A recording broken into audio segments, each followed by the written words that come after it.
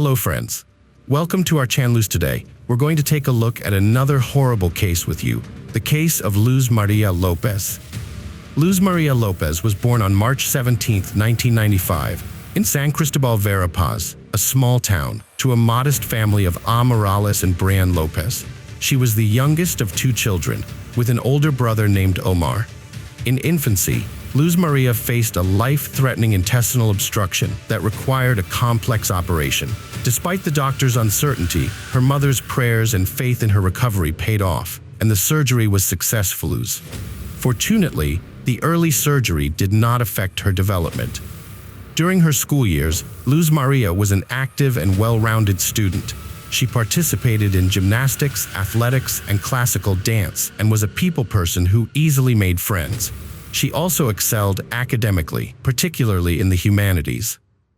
After graduation, Luz María decided to pursue higher education at a prestigious state university, where she chose to study law and later specialized in criminalistics, a field that had always fascinated her.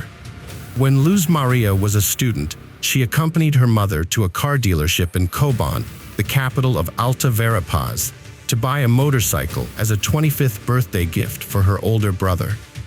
They met a polite and attentive young consultant named Jorge, who showed them various models and offered recommendations.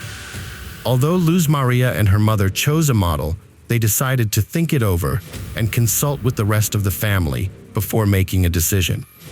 Before leaving, Luz María gave Jorge her phone number in case they needed further feedback. Shortly after, Jorge called Luz María, but instead of discussing the potential purchase, their conversation turned personal. He continued to call her several times before mustering the courage to invite her to a coffee shop. It was clear that he was smitten with the beautiful brunette, but didn't know how to initiate their acquaintance. Luz María was immediately drawn to a handsome young man, and when he asked to meet, she agreed. The only potential obstacle was that he was a year younger, but that didn't deter them. A romantic relationship quickly blossomed, and they both felt an intense connection, believing they had found true love. After just a few months, they decided to take the next step and start living together. Despite their parents' disapproval, they pressed on and got married 6 months later. They kept the wedding intimate, inviting only close friends and family. However, the celebration was almost ruined on the wedding day when the banquet venue encountered an unexpected issue. The couple had to pay a significant amount of extra money to salvage the event, but they were eventually able to go ahead with the ceremony as planned. Jorge is a mysterious figure, and there is limited information available about him in the public domain. What is known is that he was born in 1996 in the town of Santa Catalina Latina, Guatemala. Jorge grew up with his brother Pablo in a low-income family, where financial struggles were a constant reality. As a result, the brothers had to make do with the basics and didn't have the luxury of nice clothes or expensive toys. Contrary to what one might expect, Jorge didn't have big aspirations or ambitions. He never made an effort to study or find a good job, and instead, he took things as they came. Those who knew Jorge described him as introverted, uncommunicative, and sometimes aggressive. He struggled with controlling his emotions, which made it difficult for him to form meaningful relationships or connect with the opposite sex. Despite these challenges, Jorge was determined to win the heart of Luz María, the love of his life. He went all out to impress her, and once she agreed to marry him, he was in a hurry to seal the deal, fearing she might change her mind. Luz María's parents, however, were not convinced about Jorge from the start. They had reservations about their son-in-law, although they couldn't quite put their finger on what bothered them. Despite their misgivings, they couldn't persuade their daughter to reconsider her decision to marry Jorge. After the wedding, the young couple's marriage quickly became unhappy. The wife, Luz María, got pregnant, but she couldn't find a good job because she didn't have a university degree and was inexperienced. No employer wanted to hire an expectant mother with no skills, so she had to settle for casual labor. Meanwhile, her husband, Jorge, lost his job and showed no enthusiasm for finding a new one. When their daughter, Alice, was born, the family's financial situation became dire. Both Jorge and Luz María were unemployed and struggling to make ends meet. They couldn't even afford to pay rent, buy food, or purchase basic household necessities. Jorge convinced Luz María that they had no choice but to move in with his parents temporarily. Luz María was initially hesitant, but with a baby to care for and no other options, she eventually agreed. Her mother, was aware of the family's problems and encouraged Luz María to return to her childhood home, but Luz María insisted that things would improve with Jorge, and there was no need to worry. Luz María's mother visited her daughter and granddaughter at her son-in-law's parents' house, but was met with a disturbing scene. Luz María was in a terrible condition, malnourished from only eating once a day. This was partly due to her in-laws not providing her with sufficient food, as they saw her as unemployed. The situation was even more concerning because Luz María was breastfeeding her baby, Alice, so her malnutrition could also harm the child's health. The lack of food was just one of the many problems Luz María faced in her in-laws' home. She was constantly humiliated and even physically abused by her husband's younger brother. He was irritated by the baby's crying and the presence of children's belongings in the house. He would lash out at Luz María, throwing her child's things at her, and on one occasion, even threw a baby bottle at her, hitting Alice, who was in her mother's arms. Jorge refused to stand up for his wife and daughter, treating them as if they were strangers. His mother-in-law, convinced her daughter to take her granddaughter and move back to her parents' house. However, Jorge soon showed up, asking his wife to return and promising to get a job. She agreed, but only if their children could rent an apartment and live separately from his parents. After Luz María defended her diploma, she achieved her long-held dream. She landed a job at the city prosecutor's office, earning the respect of her colleagues with her intelligence, talent, and responsibility. As she advanced in her career, the family's financial situation significantly improved, eventually allowing them to afford a car. This improvement was entirely due to the wife's hard work, frugality, and strong reputation among her superiors. Jorge was a selfish and lazy person who relied on his wife, Luz María's income instead of working. He had a bad temper, was abusive, and controlled every aspect of Luz María's life. He wouldn't let her have friends, go out with colleagues, or even leave the house without him. He constantly checked her phone and social media, and even forbade her from using them. Jorge's behavior was extremely abusive, and he never stood up for Luz María when his relatives humiliated or physically abused her. He also used physical violence against her, treating her like his property. Despite this, Luz María repeatedly tried to leave him, but he would beg for forgiveness, and she would give him another chance. On December 15, 2020, after a violent fight, Luz María left Jorge and went to her mother's house with their 3-year-old daughter Alice. However, Jorge showed up, promising to change and claiming he had found a new job. Luz María believed him again and returned to their apartment.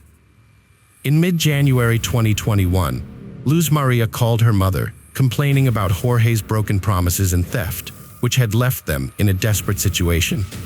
However, Luz María stopped responding to calls and messages, which was unusual behavior for her. Her mother grew concerned and went to her workplace, only to find out that Luz María was missing. The police were informed, and a nationwide search effort began, with Jorge as the prime suspect. He denied any involvement, claiming he was also searching for his wife. However, the investigation revealed that Jorge was the last person to see Luz María alive, and he was the only suspect in her disappearance. Jorge was outraged and frustrated to be the prime suspect in his wife's disappearance, particularly since his own alibi was inconsistent and unclear. He struggled to explain why he hadn't reported her missing to the police on the day she vanished. If he thought she was at her mother's house, why didn't he call or visit her while the police were searching the area and looking for witnesses? On January 22nd, municipal workers made a gruesome discovery while responding to a call about a clogged storm drain. They found a large plastic bag containing a charred human body. Forensic experts confirmed that the body was that of a young woman. Her parents and brother identified the body as Luz María López, despite its severe disfigurement. The body was discovered near the prosecutor's office where Luz María worked. Although the area lacked surveillance cameras and lighting, pathologists were able to determine that she had suffered severe beating and died from asphyxia. The evidence included internal hemorrhages, fractures sustained while she was alive, and caked blood particles in her nose and mouth.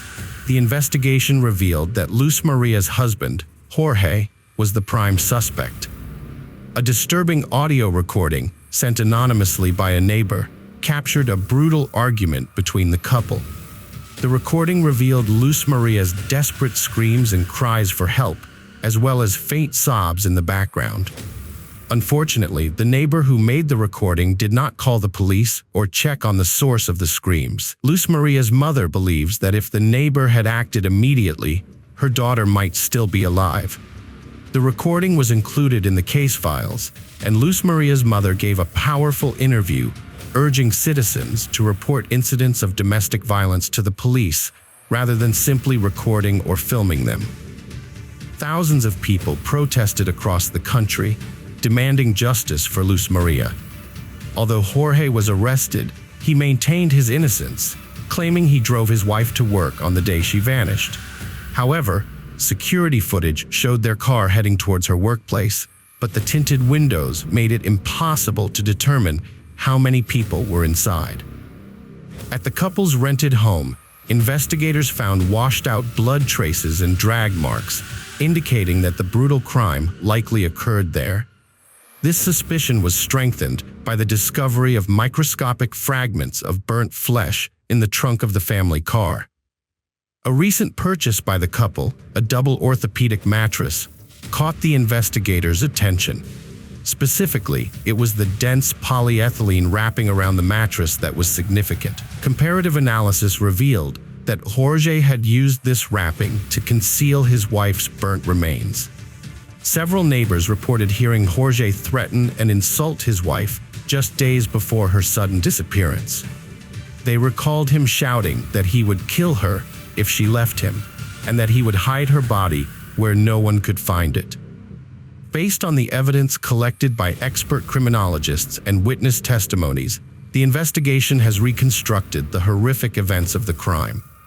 On the night of January 19, 2021, Jorge committed the murder, just one day after he and his wife had a violent argument. Jorge had a history of uncontrolled outbursts of anger, but this time he completely lost control.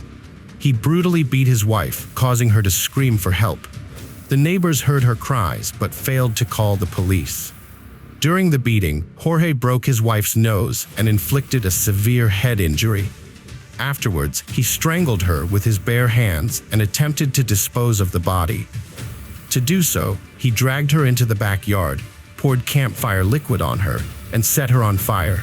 However, the intense smoke and smell of burning flesh and hair caught him off guard.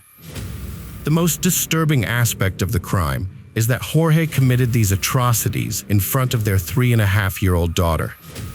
Although she may not have fully understood what was happening, she witnessed the beating and murder, which was evident from her cries and screams that were recorded. Jorge, who had a basic understanding of forensic science from his wife's textbooks at home, attempted to cover up the crime and create an alibi. He deliberately chose a dark and secluded area without surveillance cameras to dispose of his wife Maria's body in a drainage sewer, escaping detection. The following morning, Jorge drove to Maria's workplace via their usual route, pretending to have dropped her off as he normally did every morning.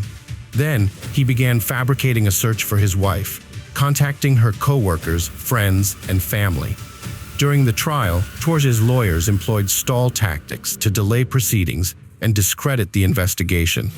They argued that all evidence and witness testimony was indirect and that there was no concrete proof to conclusively establish Jorge's guilt. Defense attorneys requested that Jorge's detention be changed to house arrest, citing his deep depression over being accused of killing the woman he loved and the mother of his child. However, crucial evidence came from Maria's phone, which had been in Jorge's possession since the crime. On the first day after the murder, Jorge used Maria's phone to send messages to various people, trying to create the illusion that she was still alive. Analysis of the phone's movements showed it was constantly in the same locations as Jorge's phone. The defense argued that Jorge had found his wife's phone and was driving around the city to search for her, but this claim was weakened by the fact that he had sent messages from her phone and even called it from his own phone.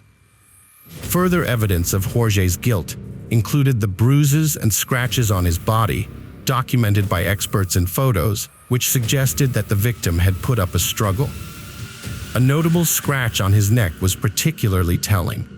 While it was not possible to find Jorge's skin cells under the victim's fingernails due to the fire, the cumulative evidence pointed to his guilt.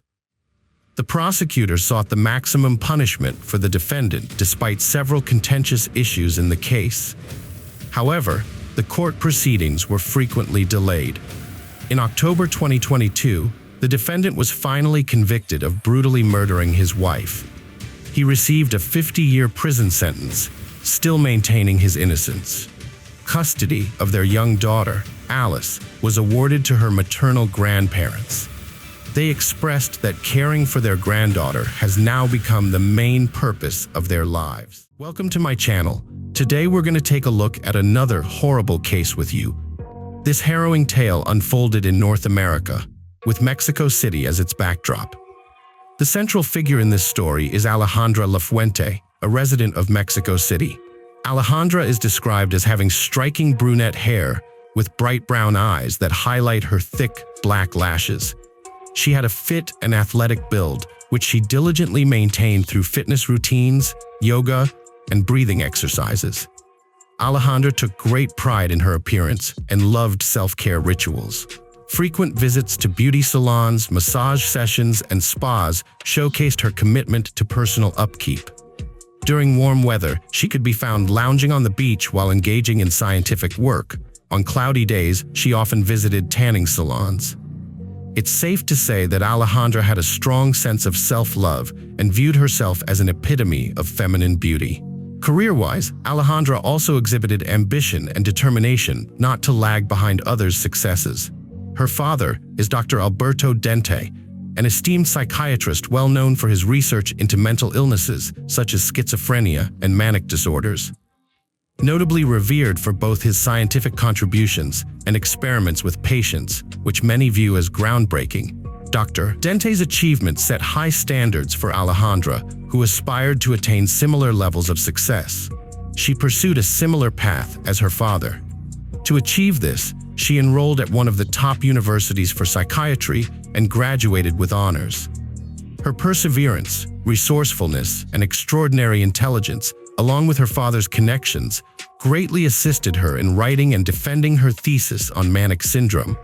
However, Alejandra did not later engage in psychiatry.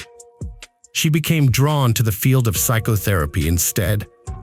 With the financial support from her father, the young professional obtained a license and set up her own practice in a new business center located in the heart of the capital city. There was no shortage of clients, but Alejandra decided to focus solely on women. Women struggling with eating disorders, depression, relationship issues, and low self-esteem sought her counseling services. Alejandra worked diligently to help solve family problems. Yet, despite her professional success, her personal life was less fulfilling. Alejandra's first marriage ended in divorce. She had two charming girls who inherited their mother's eyes and their father's sense of humor. Despite the failed marriage, Alejandra was not discouraged. To her, having two children was not a reason to neglect herself or give up on finding happiness again. She still aspired to meet a man who could be both an ideal partner for her and a good father figure for her daughters. Sometime after their separation, Alejandra's ex-husband would visit their home on weekends to to spend time with their daughters and assist Alejandra with household chores if necessary. These visits had become routine for the couple. On one such visit, Alejandra asked him to enter through the backyard because she claimed that the lock on the front door was jammed. The man entered as requested. Alejandra told him that their youngest daughter was bathing and asked him to join them in the bathroom without suspecting anything amiss. The man entered the bathroom and saw tape on the floor. Where was his daughter? The bathtub was filled, but no one. Suddenly, right at that very second, he sensed something was terribly wrong. His ex-wife stood behind him with a hammer in her hand. She struck him on the head with all her might, then delivered another blow. He fell instantly. A gaping hole in his skull poured blood everywhere. Later, experts determined the man had no chance to save himself. Death came almost immediately after the first blow from the heavy weapon. His eldest daughter, who unexpectedly returned early from a friend's house, witnessed this truly horrifying scene. Alejandra, it was determined, suffered from severe mental distress. She frequently directed her anger toward friends and even her husband, leaving visible scratches on his arms and neck. Housemates constantly witnessed her tantrums over seemingly nothing and erratic behavior. This time, things went out of control. The eldest daughter ran out of the house screaming for help instantly, and a neighbor rushed over to call the police squad. Alejandra was arrested and charged with murder by professionals at the station and placed in a cell where she stayed for a month until her first hearing. At trial, Alejandra denied any guilt. Her lawyers argued self-defense. According to them, her ex-husband was intensely jealous of Alejandra and falsely accused her of bringing men into the house, delusions that could affect their little girl's psyche negatively. She said that he showed up unexpectedly at his ex-wife's house, sneaking through the back door to catch her with another man. When he found Alejandra in the bathroom, he allegedly pounced on her and she had to defend herself, resulting in 2 blows to his head. On June 14, 2012, the sentence was handed down. Considering the evidence presented by the defense and the presence of 2 minor children, Alejandra was sentenced to 1 year and 4 months. Thanks to the coordinated work of lawyers and the financial support of her father, the term bars was replaced with a suspended sentence. A couple of months later, an appeal was filed again with a request to drop the charges with by. The argument is assault in self-defense. Human rights activists felt deep sympathy for Alejandra, portrayed at trial as a victim of domestic violence. As a result, the court reviewed the case anew and handed down an acquittal. Following her release, Alejandra continued her psychological counseling. She also maintained an image as a victim of gender inequality, fighting for her rights, just like many women in North America do. Ultimately, this portrayal made Alejandra even more popular among potential clients. Soon after, Maria Alejandra met Alan Carrera, a prominent Mexican businessman and son of Adrian Carrera Francis. Alan was tall and handsome with a statuesque stature. His father had been head of special services for the Central District and achieved considerable success in his career. Quickly, Alan expanded his business, creating a chain of construction stores that popped up all over the country. However, not all parts of Alan's business were above board. Some aspects were deeply entwined with criminal activities, which led to his father's removal from his position after one financial fraud incident was uncovered. Additionally, Alan had ties with a criminal group engaged in transporting psychotropic substances to the United States. The base for this illicit operation was located in a border town and guarded by bribed police officers. This group controlled a significant portion of psychoactive substance trafficking in the South. Evidence finally tied Alan's father to these illegal activities. Under pressure during interrogation, he gave a statement implicating himself and faced a potential 20-year prison sentence due to these revelations. On July 18, 2000, Adrian Carrera was released early. Following his release, he dedicated all his time to his son and legitimate business. His son grew up quickly, adopting his father's views and experiences. After graduating from college, Alan Carrera decided to follow in his father's footsteps and Alan showed a keen interest in a household appliance store. Despite his young age, he managed it entirely on his own. While it wasn't as large as his father's enterprise, it generated substantial revenue. Alan was always surrounded by many admirers, but he had been in love with a classmate since childhood and eventually married her. She was intelligent, beautiful, and from a respectable family. Their marriage was brief yet eventful. They had a lovely daughter together. However, the demands of work and Alan's frequent absences led to their divorce. The separation was extremely difficult for him, as he had loved her since high school. Subsequent relationships failed to bring him joy, leading to feelings of loneliness and sadness that resulted in excessive drinking. Alan developed a harmful habit as he tried various ways to cope with his prolonged depression and affinity for alcohol, attending meetings. Eventually, fate brought him to renowned psychiatrist Dr. Alberto. Interestingly enough, Dr. Alberto was the father of Maria Alejandra, Alan's ex-wife, who was also navigating through a challenging divorce herself. Despite their separation, she couldn't allow herself to be close to anyone else either. Maria Alejandra also sought counseling from a therapist. However, Dr. Alberto explained that ethically he could not treat both her and Alan simultaneously. He recommended she see another professional therapist without disclosing that this therapist would be Alejandra, his daughter. He was described as a pleasant man and quite wealthy. Without much thought, Alejandra asked her client to bring her ex-husband for another consultation. According to the therapist, she could resolve their issue in a single session and break the strong bond between the former spouses. From the first moments of the confidential session, Alejandra began implementing her plan to seduce the entrepreneur. The results were immediate. Right after the session, Alan invited the therapist for a cup of coffee to discuss family problems. Quite rapidly, an affair developed between them. Soon enough, Alan's ex-wife discovered their relationship and was shocked. She even considered reporting the incident to the doctor's ethics committee, but ultimately did not. Alejandra, being a very competent specialist, managed to convince her client to let go of her jealousy and move on from her former spouse. As a result, Alan's ex-wife decided not to file any complaints and discontinued their sessions. Meanwhile, Alan and Alejandra's relationship progressed quickly. A few months after their first date, they decided to move in together.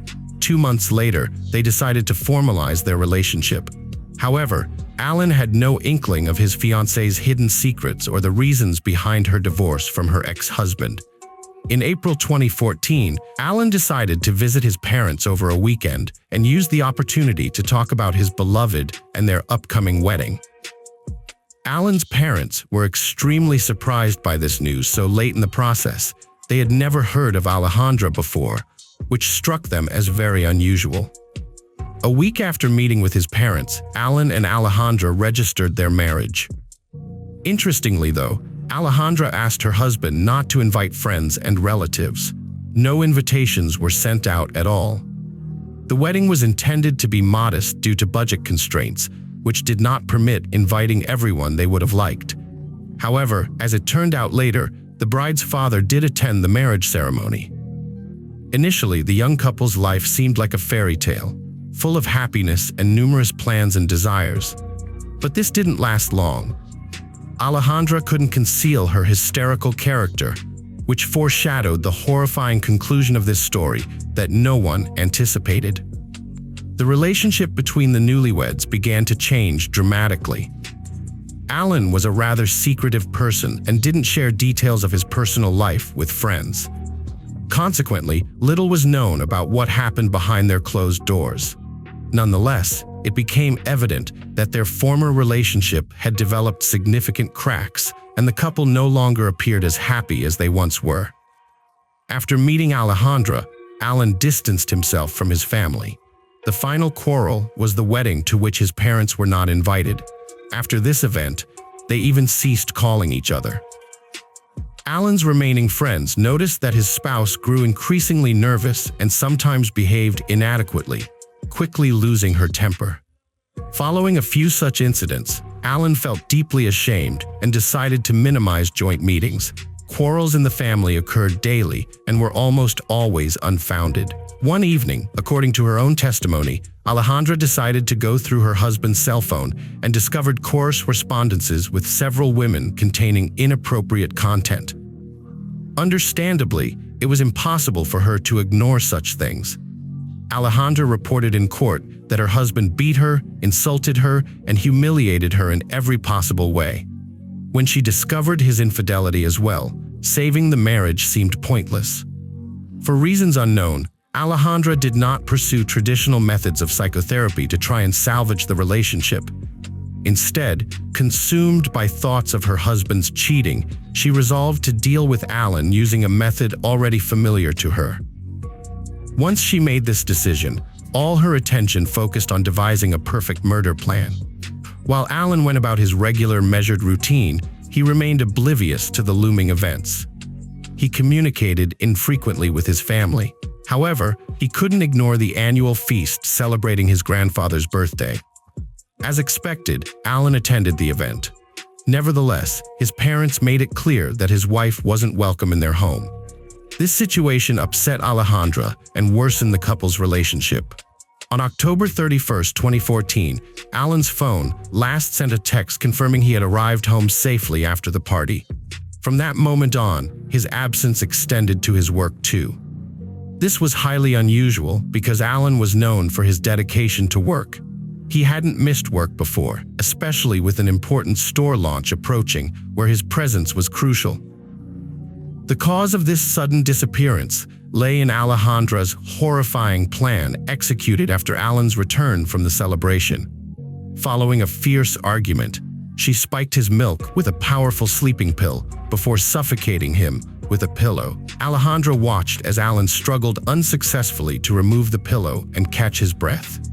After that, Alejandra dragged Alan's body to their neighbor's garden to retrieve an electric saw. Bearing a grim smile, she dismembered her husband's body into pieces.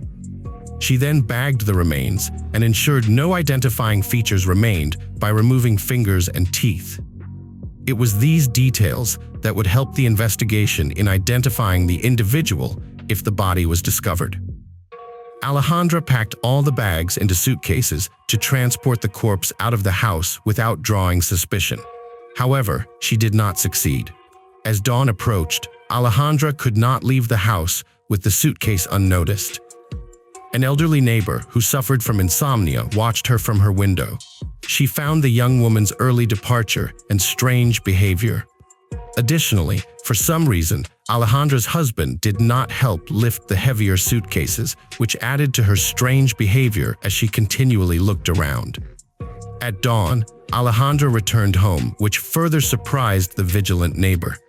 As it later turned out, Alejandra had scattered bags containing her ex-husband's remains across different neighborhoods to cover her tracks. The following day, she resumed her normal life. On November 6, 2014, police officers in Mexico City made a gruesome discovery. Human remains were found in a vacant lot near the city's outskirts. A few days later, bags containing arms and legs were located in various parts of the capital. The most chilling detail was the absence of fingers from these limbs. Teams of officers were quickly assembled and they methodically combed through the streets. Their primary objective was to locate the head and other missing parts of the victim and prevent further atrocities from occurring. Despite their efforts, the fingers and head were never found. However, by forensic experts, it was determined that all discovered remains belonged to the same individual. Sadly, without fingers or teeth, identifying this person proved impossible. To divert suspicion from herself, Alejandra began sending messages to Alan's relatives. Her aim was to avert suspicion. However, she only aggravated matters. Unbeknownst to her, Alan had recently distanced himself from his family and had no contact with his relatives. Alejandra informed Alan's parents that they were going on vacation and would be out of reach. This plan quickly unraveled when Alberto, Alejandra's father, began making phone calls to Alan's father's house. Alberto sought to find out if his son-in-law's family had any idea of Alejandra's whereabouts. He hadn't heard from her in some time, and the family was quite worried about missing their counseling sessions. Later, Alberto reached out to Alan's relatives again. This time, he informed them that his daughter had been located, but had to be forcibly admitted to a clinic. She was suffering from depression due to her husband's infidelity. This news deeply alarmed the relatives, leading them to search for Alan without success. Subsequently, Alan's family turned to the police for help. Laboratory experts decided they needed to compare the remains recently discovered with Alan's characteristics. The resemblance was 100%. His relatives also identified him without a doubt. This was particularly hard on Alan's grandfather. Soon after the identification, he fell ill with heart disease, as Alan was his only grandson. The investigation team obtained a search warrant for Alan's home and office. They discovered a patch of freshly disturbed earth in the backyard. Upon digging, they found human fingers and teeth. Alejandra was immediately apprehended. More blood traces were found in one of the rooms, as well as on the trunk of a car and in the garage. Initially, Alejandra denied any involvement, hoping she could escape punishment as she reportedly had with her previous husband. However, investigators quickly pieced together the case. An elderly witness provided critical testimony. Her timeline matched Alan's estimated time of death. It came to light that Alejandra used her job to obtain a powerful sleeping pill, a medication typically accessible only to medical professionals, which further implicated her in the crime. The evidence linked Alejandra directly to her husband's brutal murder. CCTV footage corroborated that Alan had entered their house but never left. Additionally, this footage confirmed that suitcases were later removed from the house. On December 10, 2014, the jury delivered its verdict. Ale got life imprisonment for murder with cruelty and an attempt to hide it. Using her official position didn't help. Her father's connections and bribes couldn't save her either. All he managed was a closed trial, away from the public eye and the press. Sadly, he did it for his career. Now, hardly anyone will seek help from a specialist who raised such a ruthless monster and couldn't spot problems in his own daughter. During the trial, thoughts about the death of Alejandra's first husband popped up too. But the passage of time meant no evidence was found. There were even whispers about her father's involvement in what happened. People suspected he worked with her on these crimes out of some misguided scientific interest. Yet, no proof surfaced. After many appeals from the victim's side, her sentence changed to death. This is almost unheard of in Mexico today. Death sentences are super rare. Plus, she can't ask for a case review. Her house and property must go to the victim's family. Though, who can be comforted by that when their loved one is gone? Alejandra showed she was pragmatic and cruel. She had major mental health issues, although medical exams said otherwise. Influenced by her father and using her position, she executed her manic plans without fear. After her first crime went unpunished, which let her off the hook, Alejandra felt untouchable and kept doing evil things. Maybe Alan would still be alive if this dreadful woman hadn't been acquitted before. Don't you think justice needs to catch up faster? We can't let monsters roam free because of loopholes or failures in our system. Let's ensure people like Alejandra face consequences right away so they don't get a chance to continue their wicked ways. Hello friends, welcome to our channel. Today we're going to take a look at another horrible case with you, the case of Courtney Holden. The narrative takes place in Spokane, Washington's second largest city, located by the river bearing the same name. The Holden family, representing a typical American household, has long been residents of Spokane.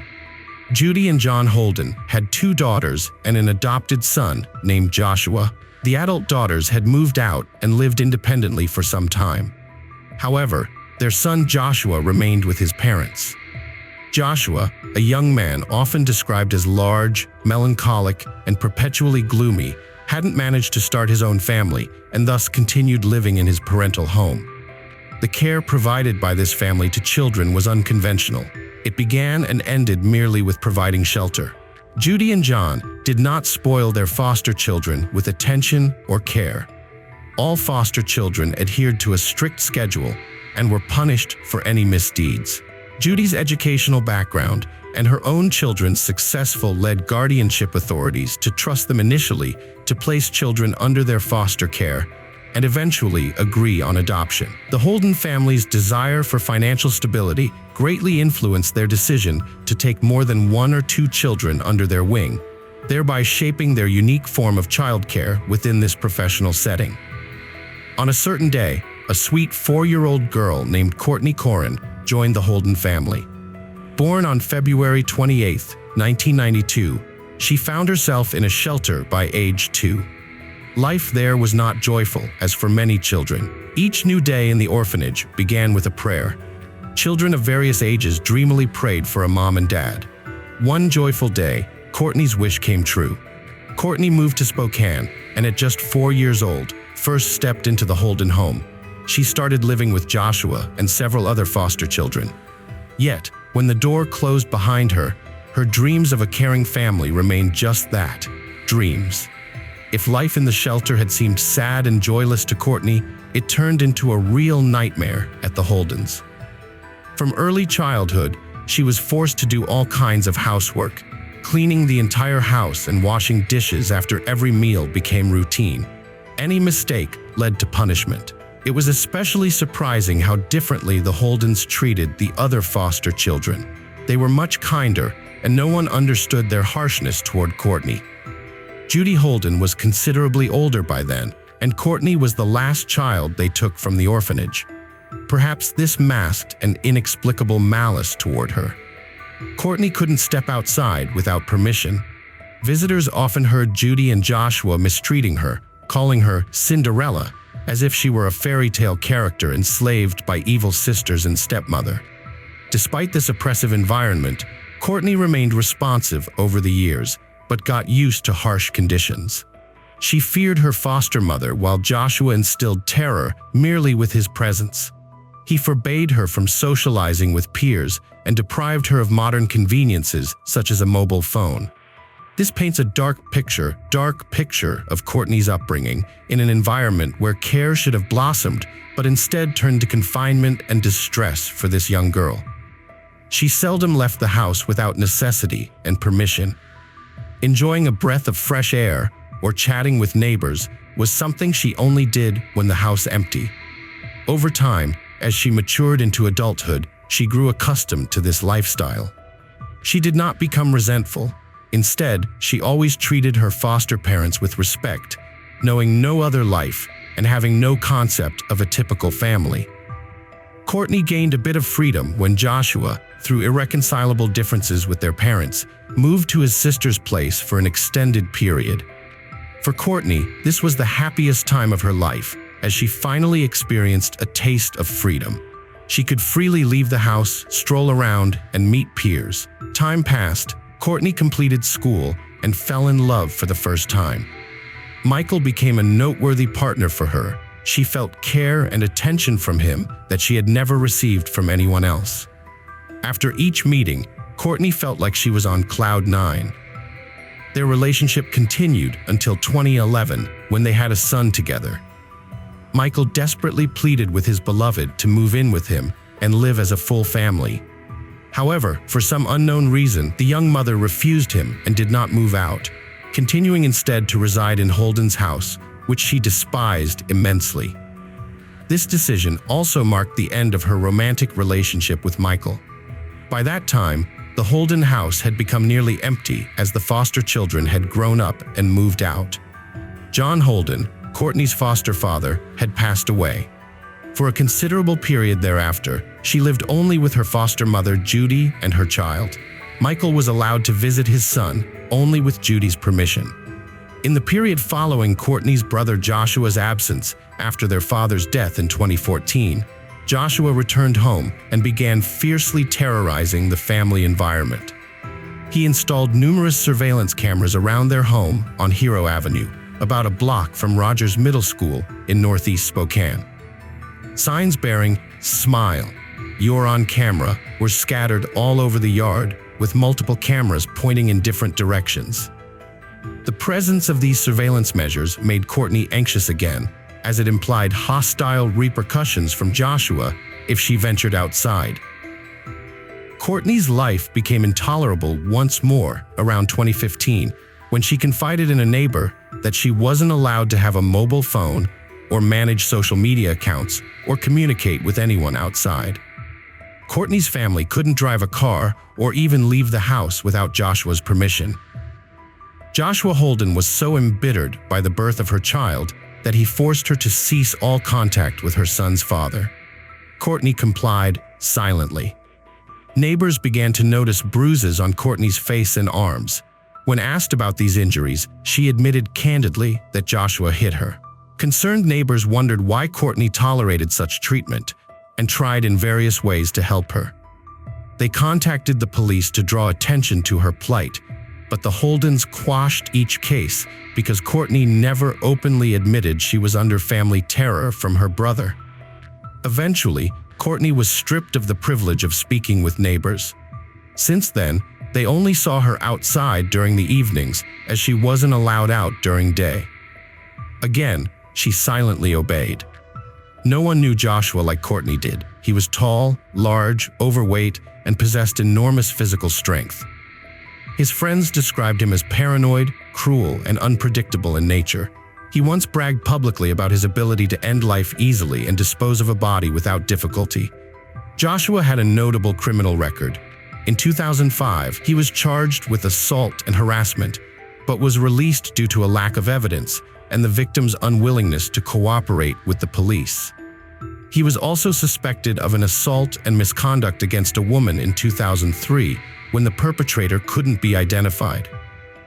In 2006, Joshua was arrested for domestic violence against his mother and burglary. These incidents prompted his flight from the parental home for several years. Upon his return, Joshua became even more ferocious. He installed cameras not just outside but also inside the house to maintain complete control over Courtney. She was afraid to go anywhere, fearing Joshua would find out and things would escalate.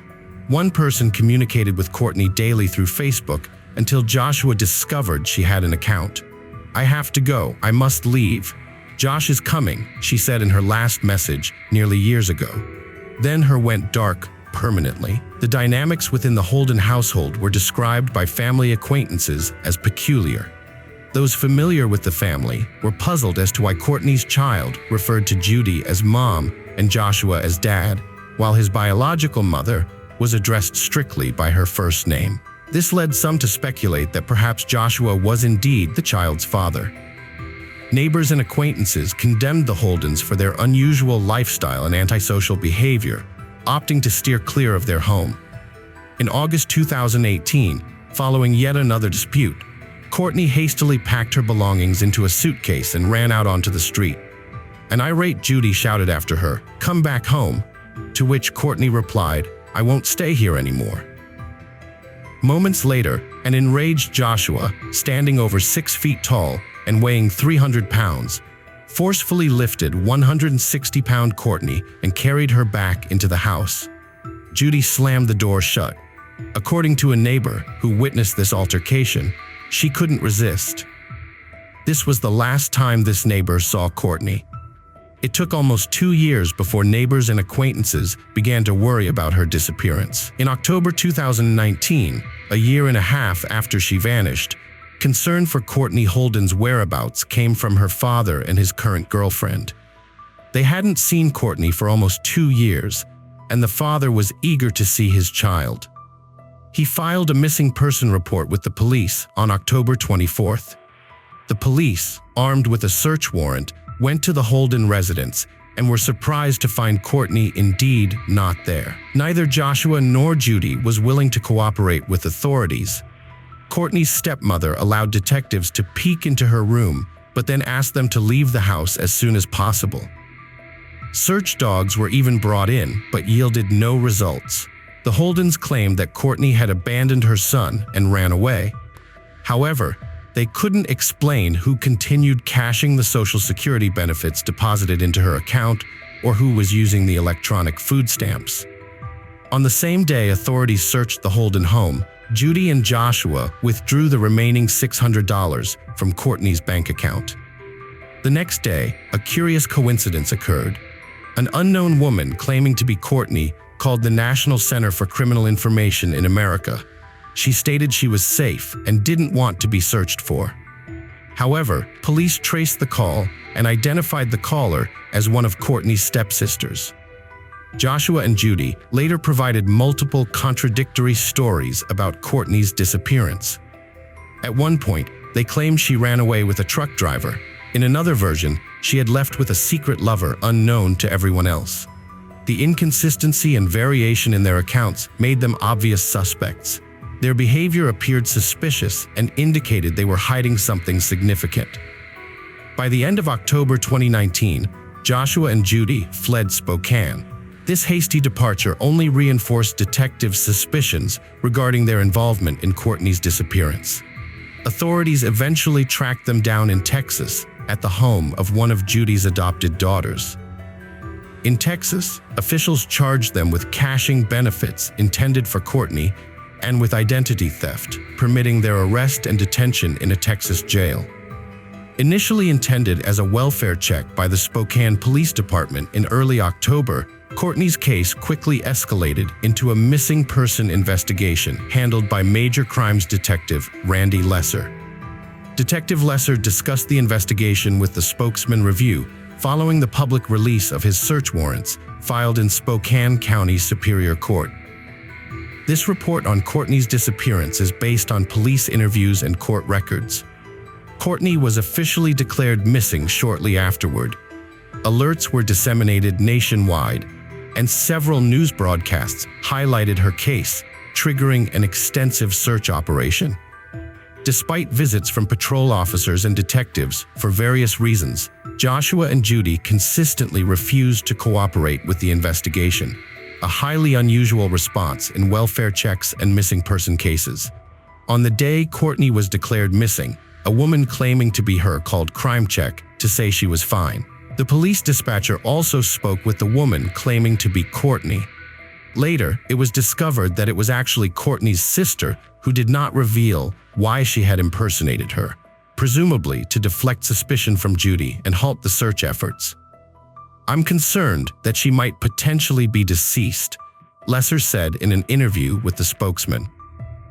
Lesser expressed particular concern about Joshua's history of violence. Joshua had been charged with assault in the past, but the case was dropped shortly before trial when the victim ceased cooperating with the prosecution. Investigators were in the process of obtaining DNA evidence, and court documents from that case indicated that Holden was suspected in another assault back in 2003. Neighbors and family described Joshua as unstable, cruel, and diagnosed with paranoid schizophrenia. A neighbor mentioned that Joshua was unemployed and that Judy feared him. Joshua had also been arrested on charges related to unlawful imprisonment and domestic violence, and he had been convicted of burglary. Family members said that Joshua and Judy boasted about knowing ways to evade police. They also said Joshua made comments about how easy it would be to end someone's life and hide the body. "People don't just disappear, especially when they have a child," Lesser remarked. Court documents stated that Courtney was a loving mother who would never abandon her child. Over the 1.5 years Courtney was not seen outside her home, Joshua and Judy told neighbors and family she was traveling with a boyfriend, an unnamed truck driver nobody met. Sometimes rumors circulated that she had run off with a fiancé. Other times she was supposedly just inside the house but unavailable for visits. Judy told Lesser that Courtney had been home just a few days before when he knocked on their door. In early October, Courtney reportedly left on foot with her son. When Detective Lair asked for Judy's phone number, she shut the door in his face. According to court documents, she eventually allowed police inside to see Courtney's room, but appeared very nervous. The house was extremely cluttered. Piles of items covered all available space on counters, Lesser wrote in the court documents. Similarly, Courtney's room was cluttered and the mattress was bare. It seemed that no one had lived there for some time, Lesser noted. At one point, Judy panicked when she lost sight of a detective behind a closed door. She ordered investigators to leave when Lesser requested to check the rest of the house for Courtney's child. Later that day, a neighbor informed Lur they saw Joshua, Judy, and one of Courtney's sisters leaving in a van with a child. Detective Lesser also found it suspicious that Courtney had not seen a doctor since October 2017, despite suffering from a chronic illness. Her last prescription was filled in July 2018, though she had been obtaining medications monthly before disappearing. Despite this gap in medical records, money continued to be withdrawn from Courtney's bank account each month, and her card was used for grocery shopping. Surveillance footage confirmed Joshua and Judy shopping with a small child. The cameras also recorded them withdrawing the remaining money from Courtney's bank account on the day she was declared missing in early October. By October 24th, Joshua and Judy had vacated their home. Lesser noted that the DVR from the home's surveillance system had been removed and the family's 6 pets were gone when police arrived to execute the search warrant. Mobile numbers associated with Joshua and Judy were deactivated in mid-November. However, 2 new numbers were activated on the account with Texas area codes on the same day. About a month after the Holdens left, a neighbor called police to report activity at the house. It turned out to be one of Judy's daughters and her husband, who had flown in from Texas to check on the property. They mentioned they hadn't seen Courtney for 2 years and that Judy had retired. The man informed the police that Joshua and Judy had a child. However, Judy's daughter claimed the child was Courtney. In mid-December, Lesser traveled to Texas searching for Joshua and Judy. The police located them at Judy's daughter's house along with Courtney's son. Joshua and Judy Holden faced arrest charges including identity theft, interference with custody, using Courtney's bank accounts, and concealing her child. The child was found safe and returned to his father. No criminal charges were made against other family members. The police conducted a thorough search of Judy's Spokane home with search dogs, but found no trace of Courtney. Similarly, searches of the home in Texas yielded no clues regarding Courtney's whereabouts. Officers also inspected a vehicle and trailer owned by Judy, parked at an RV lot in Oklahoma. 40-year-old Joshua and 74-year-old Judy were detained in Texas, where they refused to be interviewed by the police and declined extradition to Spokane. As a result, the police awaited a governor's warrant for their return. Since the police could not establish their involvement in Courtney's disappearance, Joshua and Judy were likely released. This is probably one of the deepest missing person cases, Lesser stated regarding the month-long investigation.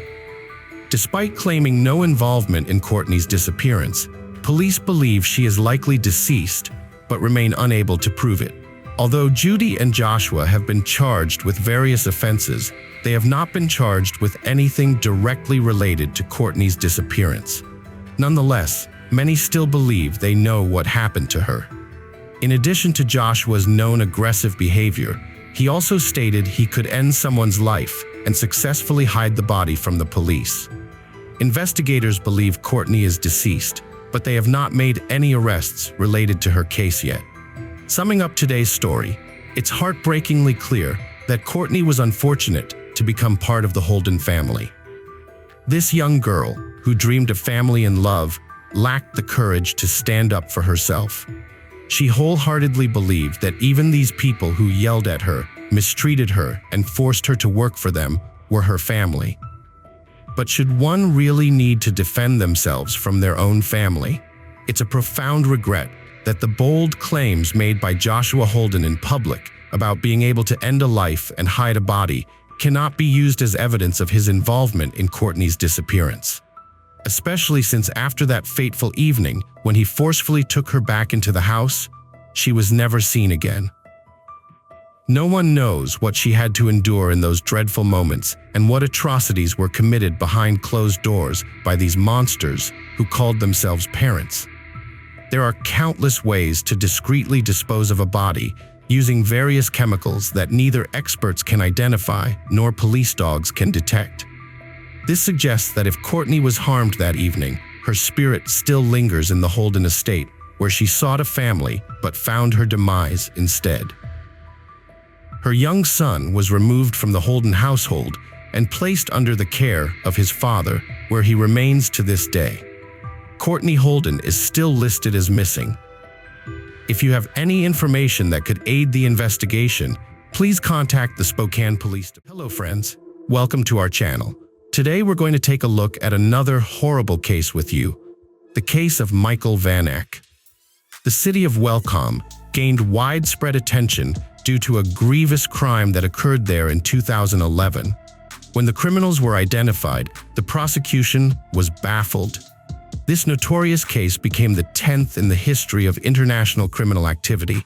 During the investigation, it was discovered that the case involved followers of Satanism and occultism. Michael Van Eck was born on August 14, 1987 in the city of Welcome. He became the only brother to 4 sisters, Natasha, Michelle, Bianca, and Ariana. The boy grew up in a large and close-knit family. His parents were caring and loving people who provided a decent life for their children. The head of the family worked hard and organized his own business.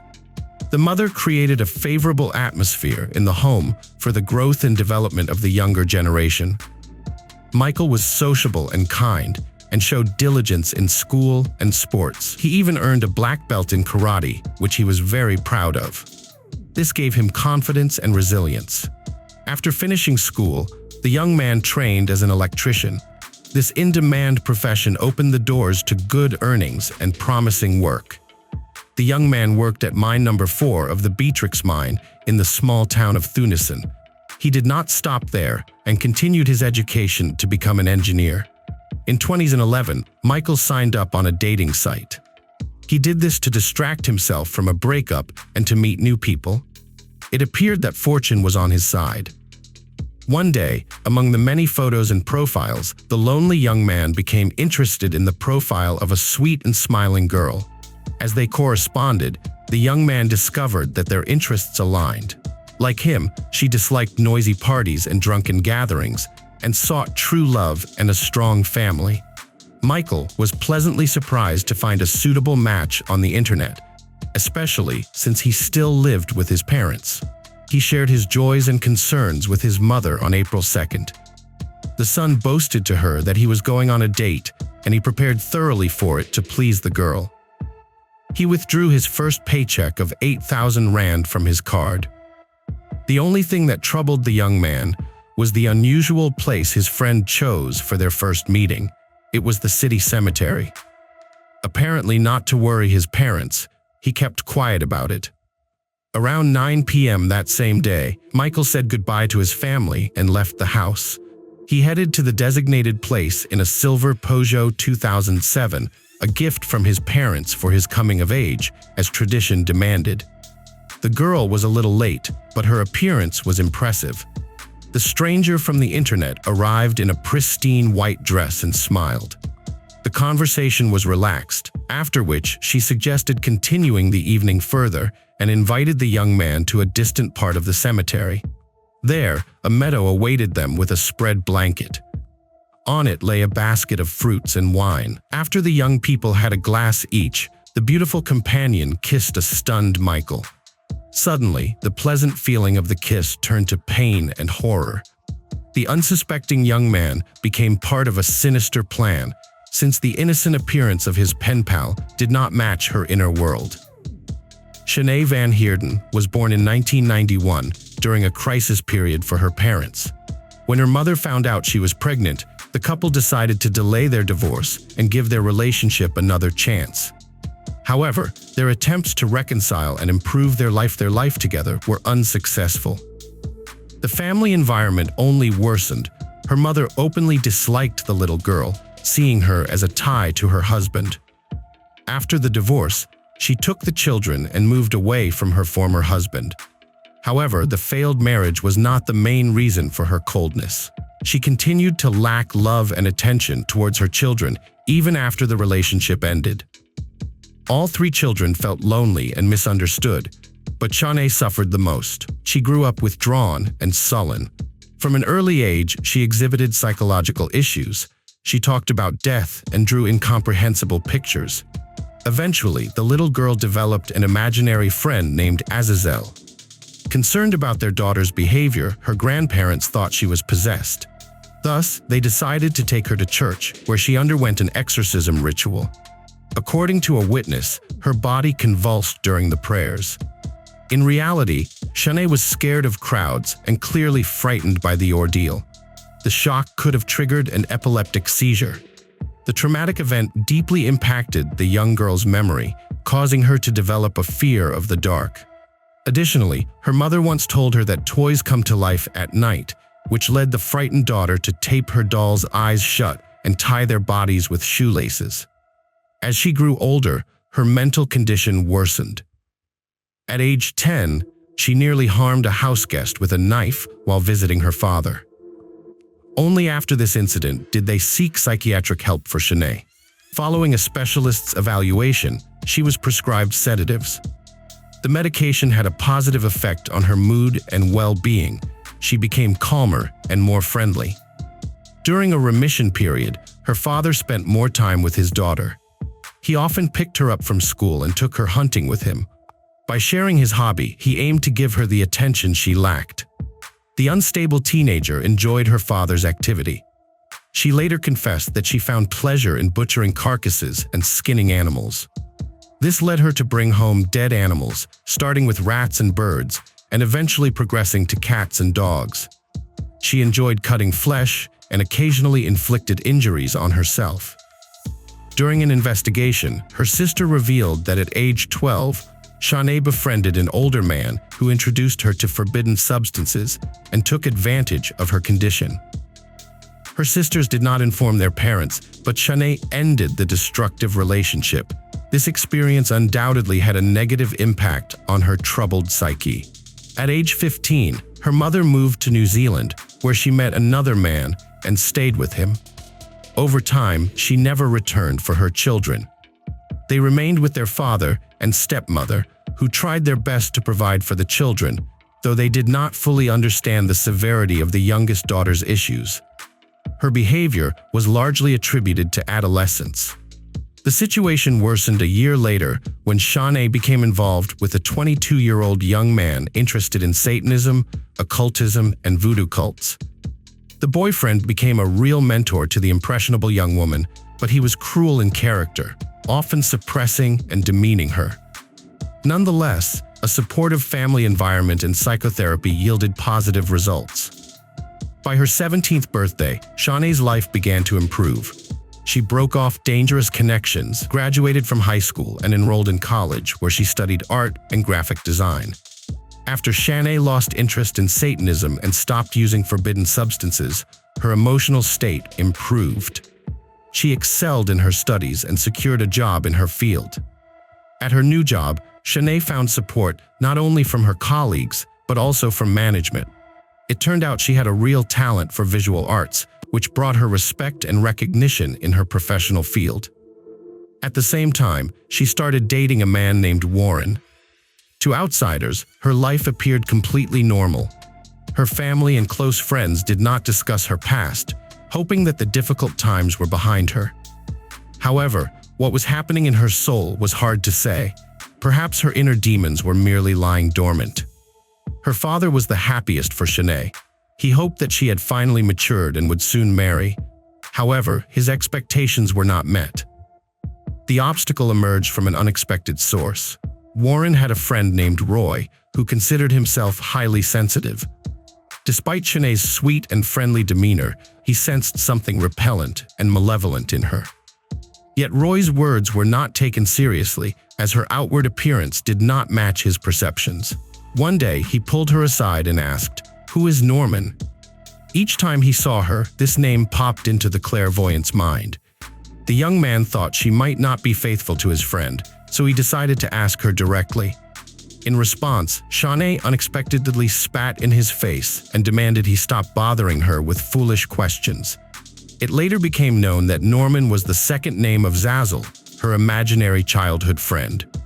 Following the incident, the dynamics between the young people changed. At one of the parties, Shanae's attention shifted to a 24-year-old named Martin. Although the young man was generally calm and sociable, there were unpleasant rumors about him. Martin van der Marway was born into a well-off and respected family. Unlike Shanae, he had excellent relationships with both parents.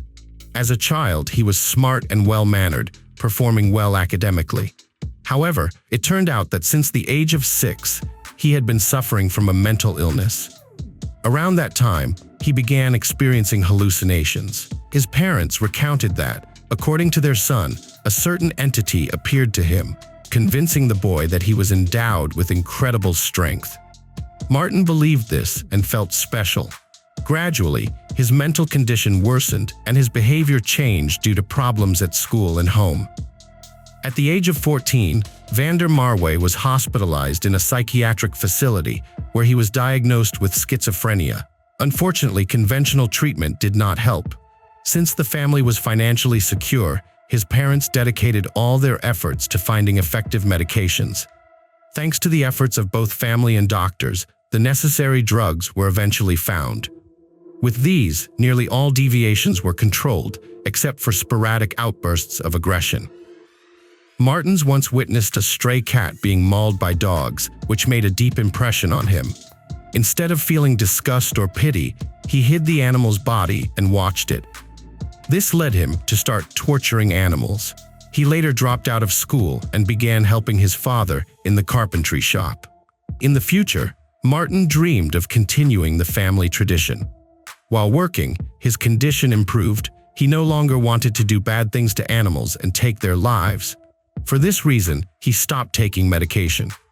Everyone was wary of his decision, but the young man insisted that the disease had receded and that he was in control. Unfortunately, this turned out to be an inevitable mistake.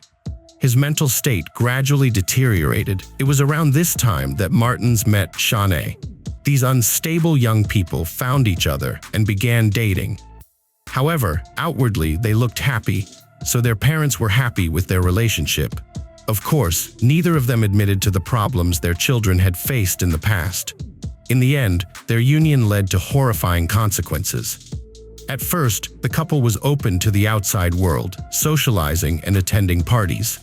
Acquaintances recalled that they sometimes noticed cuts on the hands of the young people. They joked that they were engaged in intimate experiments. After that, they began to distance themselves from people.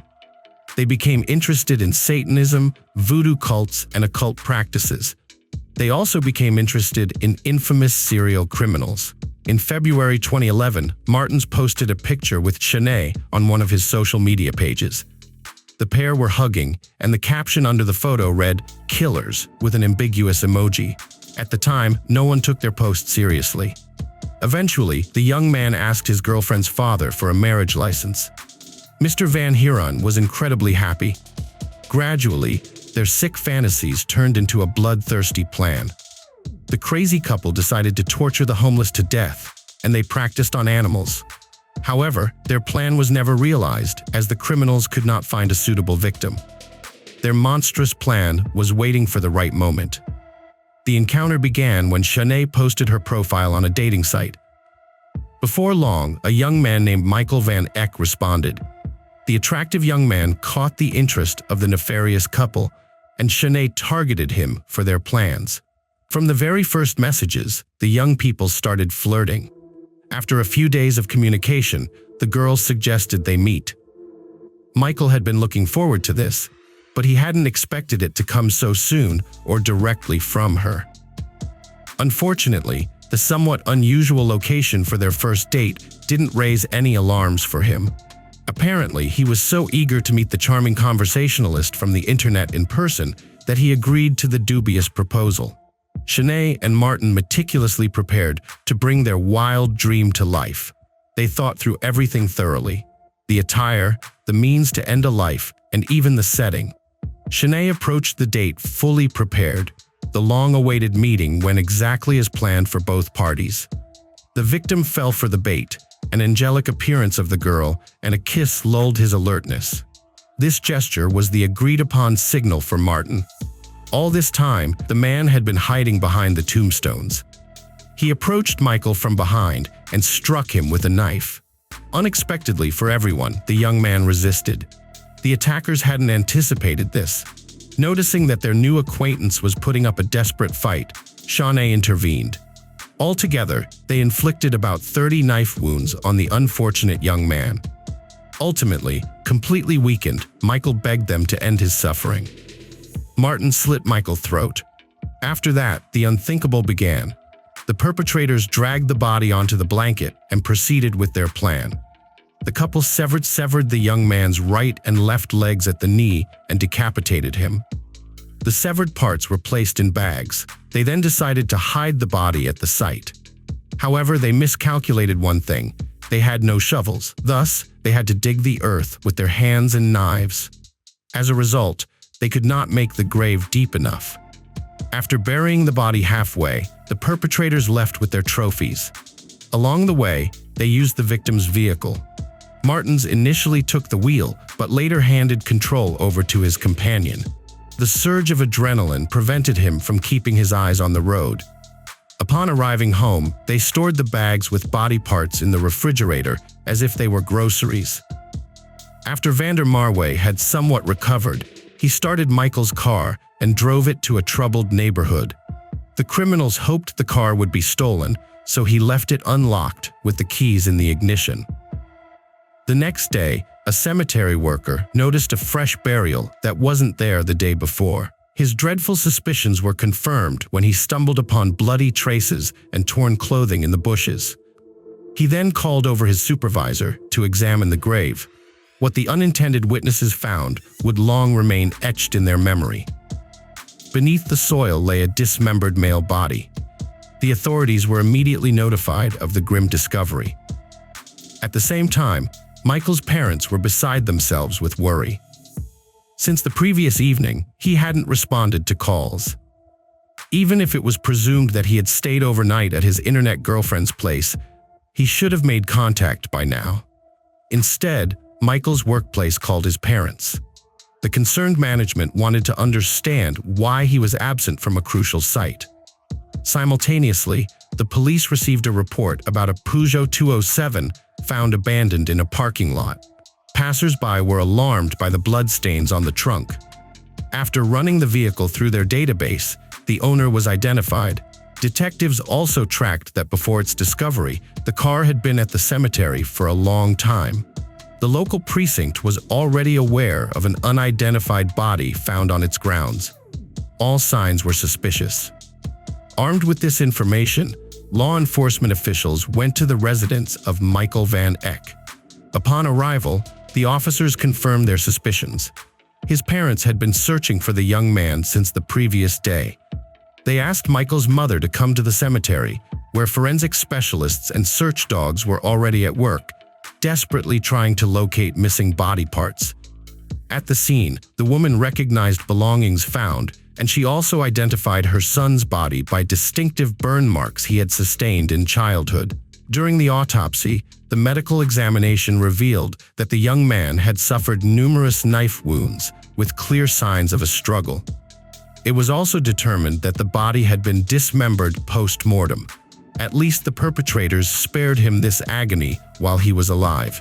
Notably, experts observed that the dismemberment was executed with professional precision, suggesting significant experience. There was no doubt that multiple attackers were involved, as indicated by the number and nature of the wounds and the strength required to subdue the victim. Ultimately, DNA testing confirmed the identity of 23-year-old Michael Van Eck. During the investigation, police confiscated the victim's cell phone and computer. It was established that the last person the young man had communicated with was Shawnee Van Heerden. According to their messages, she was the one who invited him to the ominous date at the cemetery. Subsequently, detectives contacted the potential suspect and invited her to give a statement.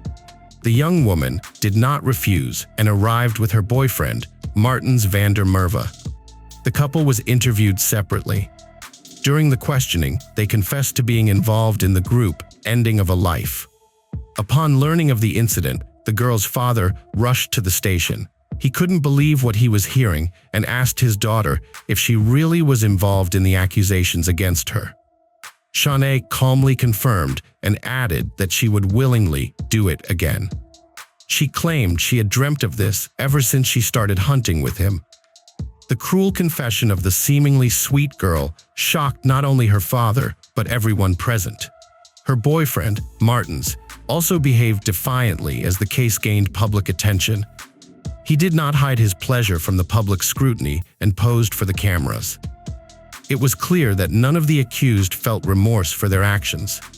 It turned out that after the crime, if caught, the mad couple planned to end their lives, but the young man changed his mind, and his partner followed suit. They wanted to live. During the search of the young couple's apartment, police felt uneasy, to say the least. The environment was horrifying. The walls were adorned with portraits of Shanae depicting her in various guises. In some, she was depicted without eyes, in others without a mouth or ears. All images of the girl were distorted. Additionally, the rooms contained ritual items, animal scalps, knives, and various objects of unclear purpose. Also found were belongings of the deceased young man, glasses, and a wallet. As Martins later confessed, they took Michael's money to buy necessary items for their next crime. However, the most horrifying discovery awaited in the refrigerator. From it, police retrieved Michael's head with the mouth sewn shut. It was assumed that the couple planned to use the young man's head as a ritual bowl. Later on, eyes and ears of the victim were stored in separate containers. The victim's hand and leg were found buried near the murderer's home, alongside the bodies of various animals. The girl's diary contained horrific thoughts and their impending realization. From everything discovered during the inspection, it was clear that the couple planned not just one more crime. The process of ending lives and subsequent mutilation of bodies provided them with unimaginable pleasure. Martins and Shanae underwent multiple evaluations for mental competence. Fortunately, the commission confirmed that the young individuals were aware of their actions and desired the inevitable consequences. Otherwise, they might have avoided punishment and received only mandatory treatment. In November 2011, the trial concerning Shanae took place, treating her as a serial offender despite this being a singular incident. She did not hide her desire to repeat her actions. She told the court that she understands she should feel shame or remorse, but for some reason, she does not comprehend the gravity of her actions through her own moral compass. She can only grasp the severity of her deeds through societal standards and the reactions of others.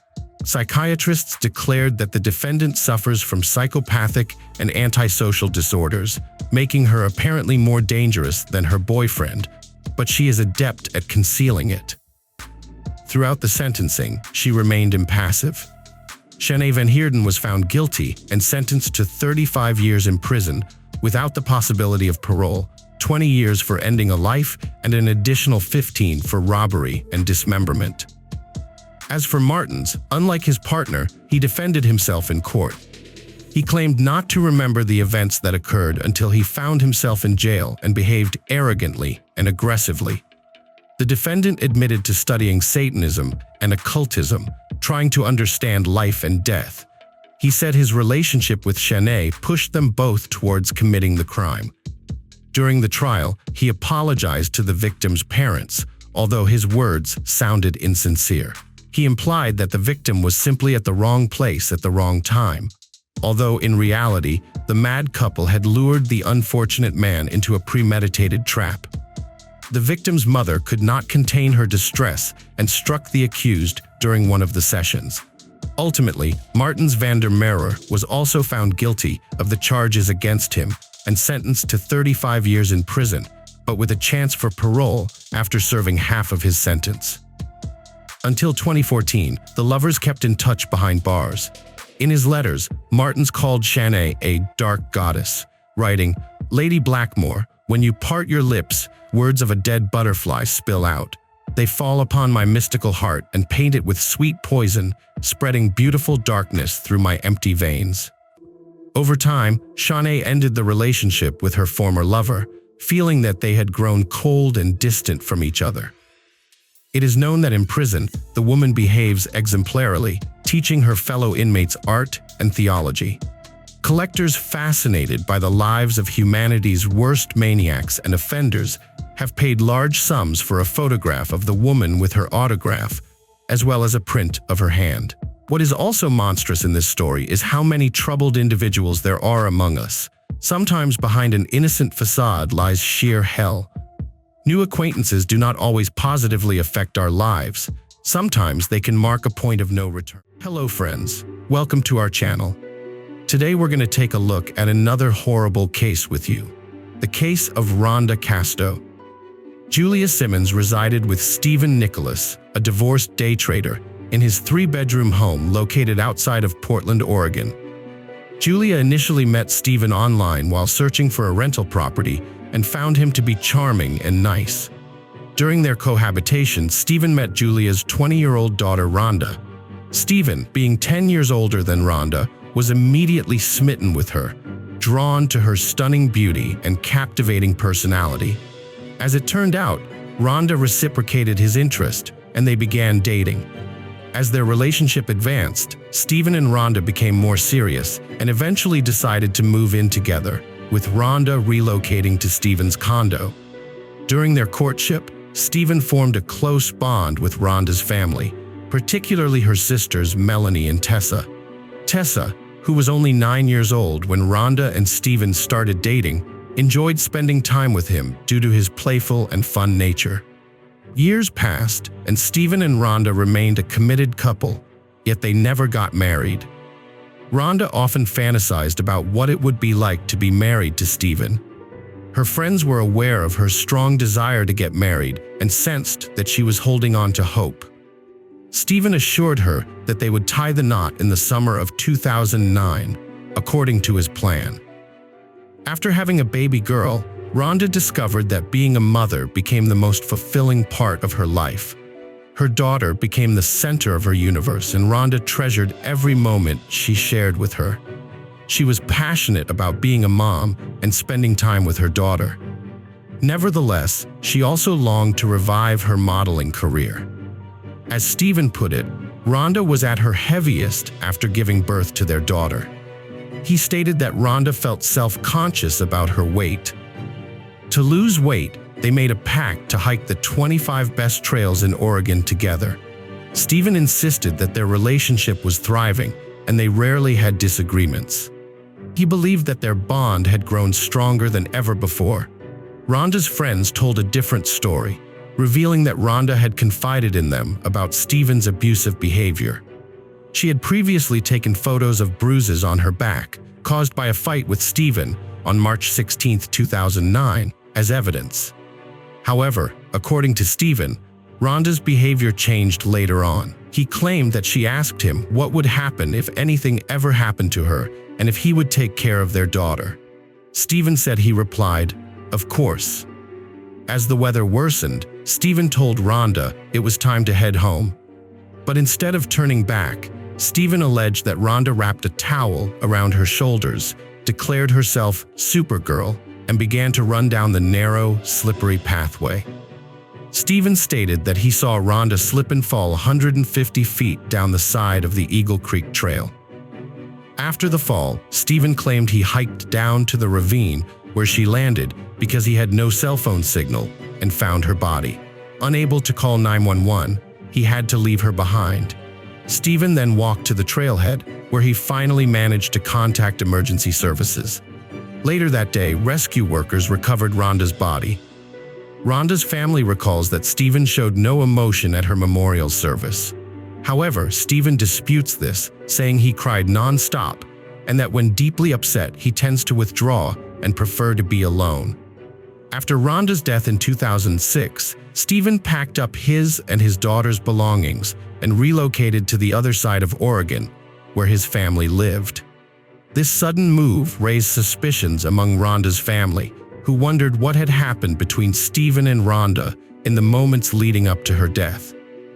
However, Stephen didn't stay in Oregon for long. Later that same year, he made the decision to move to China with his young daughter, marking a new chapter in their lives. Having lived in China during his first marriage, Stephen had developed a deep affection for the country and its people. They settled in Wuxi, a city about 75 miles outside of Shanghai. In China, Stephen found work teaching English to Chinese business professionals. His daughter quickly adapted to her new life, becoming fluent in Mandarin within just 2 months of their move. Both Stephen and his daughter were thriving in their new surroundings. During this time, Stephen met a woman named Landy Yin Yan and fell in love with her. Landy formed a strong bond with Stephen's daughter, taking on a motherly role and filling a gap in the girl's life. Stephen was grateful for Landy's influence on his daughter and appreciated the way she had stepped in to play a parental role. After a year of dating, Stephen proposed to Landy, and to his delight, she accepted. In February 2015, Stephen and his daughter traveled back to the United States, where he and Landy planned to get married. They decided to have 2 wedding ceremonies, one in America and one in China, in order to include both of their families and friends. Stephen and his daughter arrived in the United States a day before Landy did. As Stephen and his daughter stepped off the plane in San Francisco to catch their connecting flight to Oregon, an officer approached him and explained that they needed to detain him due to an issue with his luggage. Shortly after, the police arrived and took Stephen away from his daughter. Unbeknownst to him, while he was living in China, detectives had been diligently investigating his girlfriend Rhonda's death, which had occurred under suspicious circumstances at Eagle Creek. After months of inquiry, they had finally concluded that Stephen was responsible for Rhonda's murder. Rhonda's mother had played a crucial role in keeping the investigation active, frequently inquiring about updates from the detectives. Consequently, the police arrested Stephen at the airport for Rhonda's murder and extradited him to Oregon to face justice. When arrested, Stephen was in disbelief, thinking he was dreaming and hoping to wake up back in China with his daughter Landy by his side. However, he soon realized that this was not a nightmare, but harsh reality. Stephen's bail was initially set at $2 million, and he spent the next 14 months in prison awaiting trial. The judge lowered Stephen's bail to $250,000, and his attorney posted the bond, allowing Stephen to be released on condition that he wear an ankle monitor. Rhonda's family was overjoyed when they learned that Stephen had been arrested for her murder, feeling that justice was finally being served. Rhonda's mother was particularly emotional, bursting into tears when she heard the news. Stephen's arrest brought relief and solace to Rhonda's loved ones, who had been grieving her loss for years. Following Stephen's arrest, his attorney led an investigative team to the Eagle Creek Trail, where Rhonda had fallen to her death. They aimed to conduct experiments to demonstrate to the court that Rhonda's death was an accidental slip, not a push by Stephen. Stephen's defense attorney argued that the Eagle Creek Trail was a popular hiking spot in the Columbia River Gorge due to its beauty. During one of Stephen's preliminary court hearings, the medical examiner who conducted Rhonda's autopsy after she fell from Eagle Creek revealed that all of Rhonda's injuries were confined to the area below her waist. This crucial finding played a key role in shaping Stephen's defense strategy, as it enabled his team to propose the theory that Rhonda had taken her own life. The defense team argued that the force of the impact from hitting the ground was responsible for Rhonda's broken pelvis, and that the evidence suggested she had fallen feet first, rather than tumbling head over heels, which would have indicated that she had not been pushed. In addition to presenting evidence about Rhonda's injuries, the defense team also wanted to use notes from her therapy sessions as evidence. These notes showed that Rhonda was depressed, but she never mentioned wanting to kill herself. In fact, Rhonda had described her relationship with Stephen as feeling loveless. Stephen's defense team argued that Rhonda's depression and her description of their relationship suggested that she might have chosen to end her own life. By presenting this evidence, they hoped to raise doubts about the prosecution's claim that Stephen had pushed Rhonda, causing the injuries that ultimately led to her death. Stephen later stated that Rhonda had been depressed and had attempted to take her own life multiple times before they even met. However, Rhonda's family denied these claims, accusing Stephen of lying. They believed that Stephen was trying to shift the blame onto Rhonda to distract from his own role in her murder. According to Stephen, Rhonda had struggled with drug abuse since she was 12, and he claimed that she had experimented with various substances. However, the medical examiner's report only found small amounts of marijuana and prescription medication for anxiety and depression, which Rhonda was taking due to postpartum struggles. Disturbing evidence came to light during the preliminary hearings, revealing Stephen's involvement. It was discovered that Stephen had been in a romantic relationship with Melanie, Rhonda's 16-year-old sister. This revelation raised concerns, as Stephen was in his 30s and Melanie was still a minor. The prosecution argued that Stephen's inappropriate relationship with Melanie could have been a motive for Rhonda's murder, as Rhonda had found out about her husband's secret actions, leading to tension and a possible reason to kill her. After Stephen was arrested for Rhonda's murder, he was charged with 2 counts of third-degree sexual assault and 3 counts of third-degree sodomy regarding his relationship with Melanie, his girlfriend, and Rhonda's sister. While awaiting trial for Rhonda's murder in 2005, Stephen admitted to 2 counts of sexual abuse. He later claimed that he was pressured into making the admission and that it was false, stating that the only reason he pleaded guilty was to regain custody of his daughter. However, the prosecution maintained that Stephen's relationship with Melanie lasted over 4 years. Later, Stephen confessed to having a sexual relationship with Melanie, Rhonda's teenage sister. In a text message, Rhonda called Stephen a piece of garbage and accused him of using Melanie to hurt her.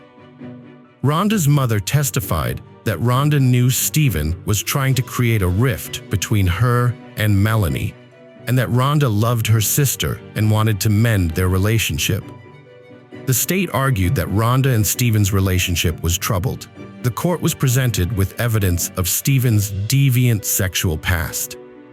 6 months after Rhonda's death, Stephen was arrested and charged with 5 counts of sexual abuse for allegedly touching a 13-year-old girl.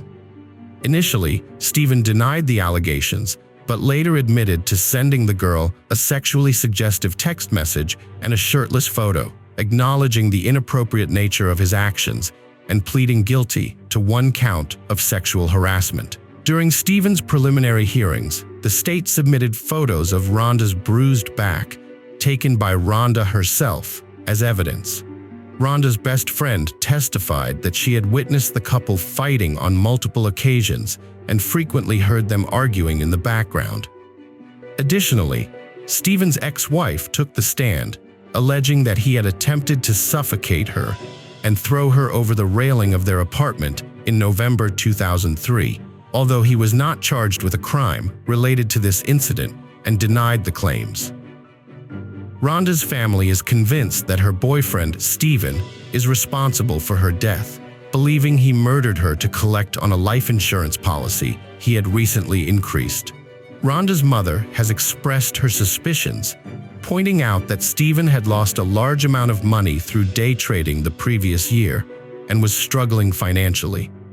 Moreover, all who knew Rhonda can attest that she loved her 9-month-old daughter deeply and would never have taken her own life.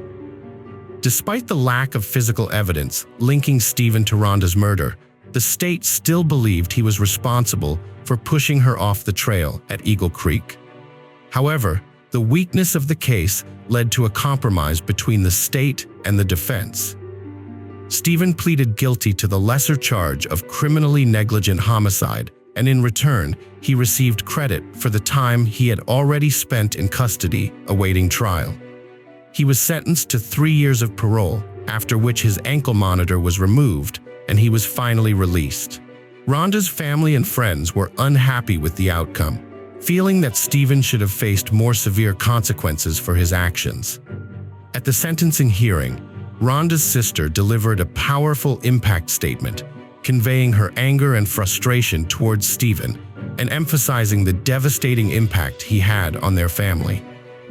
Rhonda's mother also spoke, expressing her confusion and frustration, and struggling to understand how Stephen could have taken her daughter's life, leaving their family in shattered remains. In a 2018 interview, Stephen made a shocking claim about Rhonda's death. He said that when he hiked down Eagle Creek Trail on the day she fell, Rhonda was still alive. Stephen then asked the interviewer if killing a suffering war buddy could be considered a justified killing, even though it would still be considered a homicide.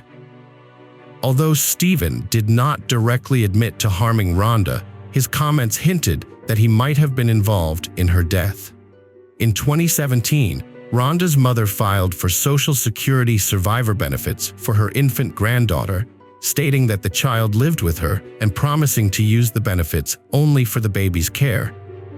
However, the state accused Rhonda's mother of misusing the benefits from April 2010 to December 2014, while Rhonda was still alive.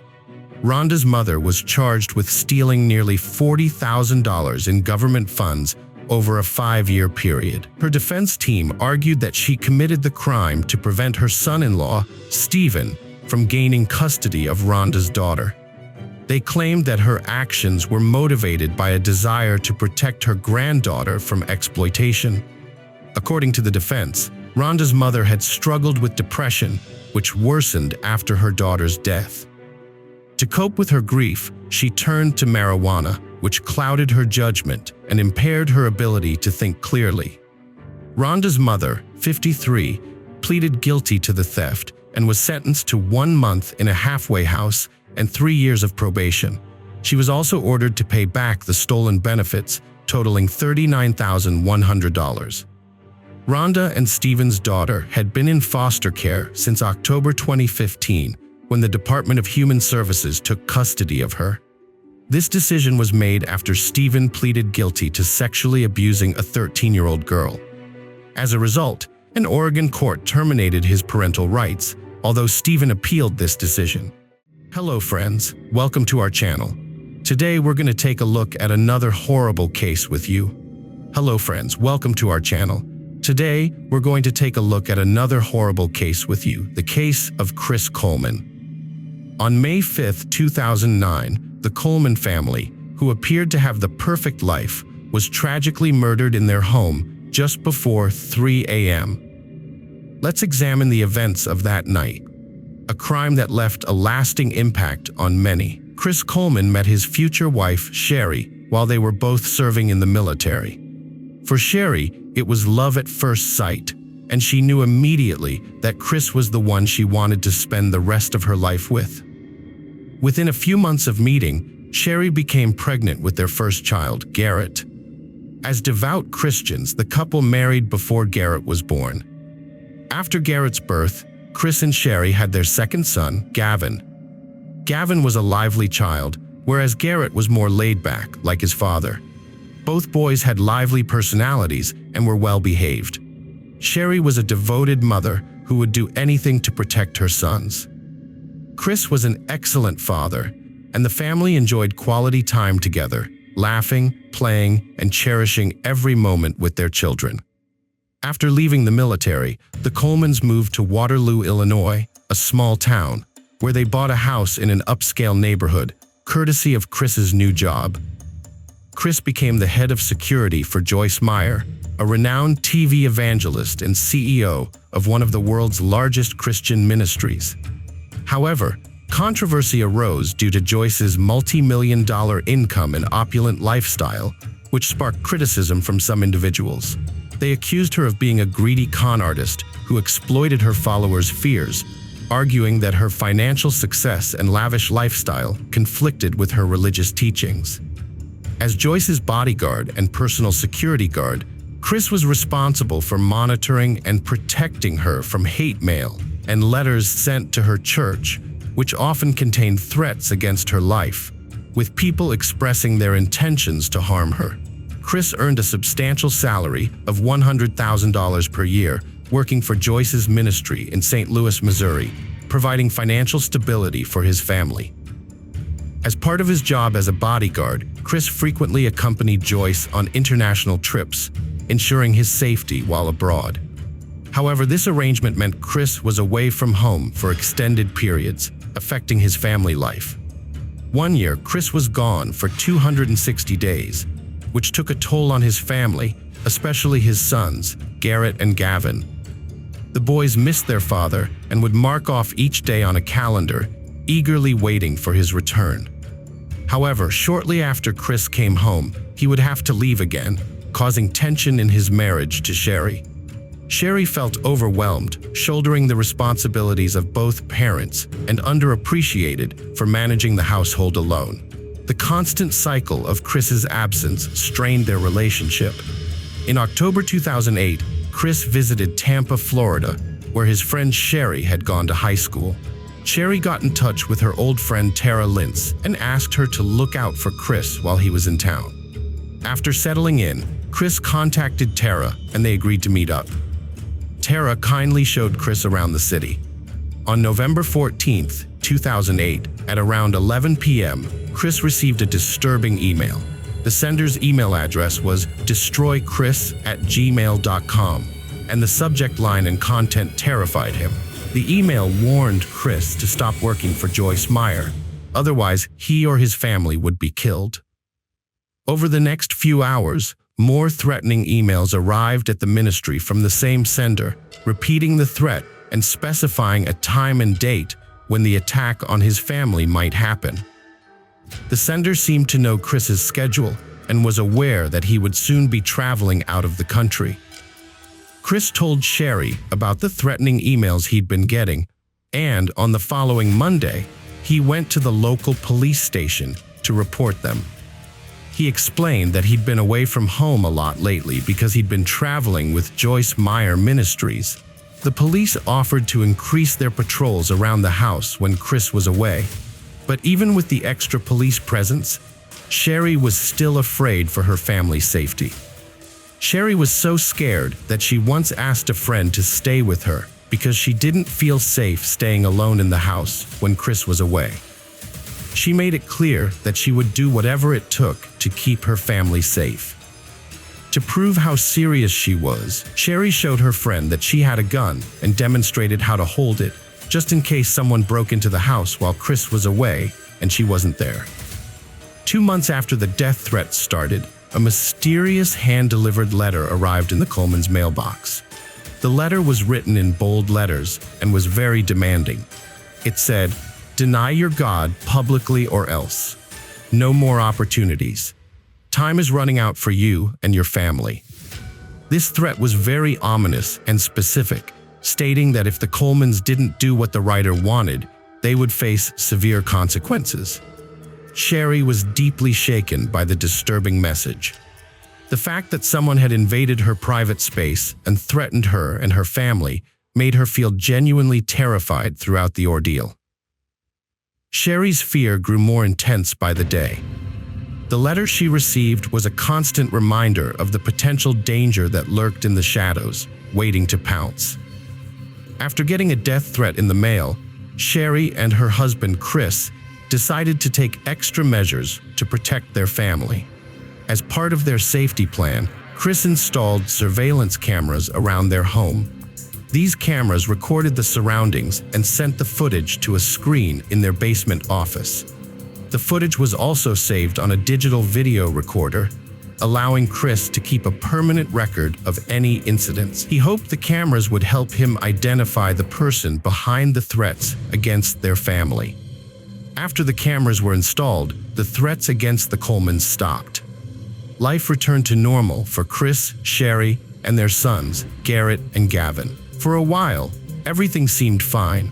In April 2009, Sherry confided in others that she was feeling more optimistic about her marriage and was determined to make it work. She was relieved the death threats had stopped and felt a sense of happiness. However, Sherry's optimism was short-lived. A second ominous letter arrived at the Coleman home, warning her that her worst fears were about to become a reality.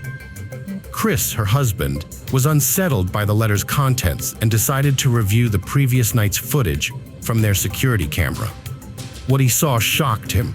A mysterious silhouette caught his attention, but its identity remained unclear. This new discovery reignited Sherry's fear for her own and her children's safety, plunging her back into a state of constant unease. The brief sense of security she had felt was now gone, replaced by the feeling that her worst nightmare was closing in. The local police boosted their efforts due to the rising threats against the Coleman family.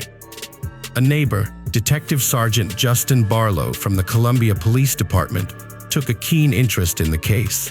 Detective Barlow personally called Chris to discuss the situation. During their conversation, Detective Barlow mentioned that he had noticed Chris's recent work absences from home.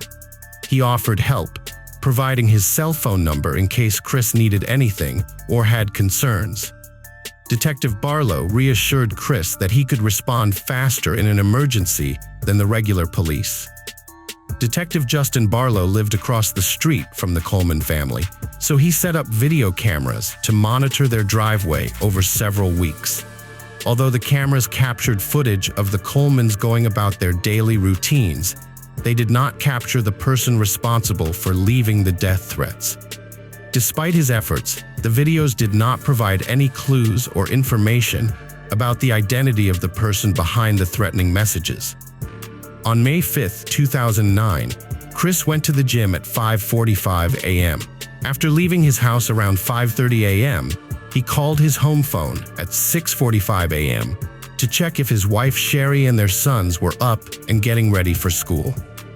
When no one answered, Chris became worried and called his neighbor, Detective Justin Barlow, at 6:45 a.m. to ask for his help. Chris explained to Detective Barlow that he had been trying to reach Sherry while he was at the gym, but she wasn't picking up. This made Chris increasingly concerned, so he asked Detective Barlow to check on Sherry and the boys. Detective Barlow prepared himself by grabbing his essential items, including his weapon, handcuffs, flashlight, and radio, before heading to the Coleman residence. While waiting for backup to arrive, his main goal was to make contact with Sherry and ensure everything was okay. With a mix of anticipation and apprehension, Detective Barlow approached the door and knocked firmly, hoping to get a response. However, the silence that followed made him feel uneasy. The lights inside the house were off, and there was no sign of movement, which only added to his bad feeling. Within minutes of Detective Justin Barlow's arrival at the Coleman home, a patrol vehicle pulled up with an additional officer to assist him. The second officer was sent to the rear of the house to try to see through a door or window or establish contact with Sherry or the boys at the back of the house. But as soon as the officer reached the back, he found signs of forced entry into the basement. This discovery immediately grabbed Detective Barlow's attention, and he began to suspect that someone inside the house was in danger. Detective Barlow was deeply concerned for the safety of Sherry Garrett and Gavin after discovering the signs of forced entry into the Coleman home. Detective Barlow and the second officer decided to enter the premises through the basement. They announced their presence, but received no response. As they thoroughly searched the basement, they found a disconnected video cable at the computer desk. This led them to conclude that the camera's digital video recorder had been taken. Detective Justin Barlow and another officer made their way up from the basement of the Coleman home, ascending the stairs to the main level. As they climbed, they noticed an increasingly strong smell of aerosol spray paint. Once they reached the top, they saw that the wall had been spray painted with derogatory messages targeting Chris, Sherry, and their sons.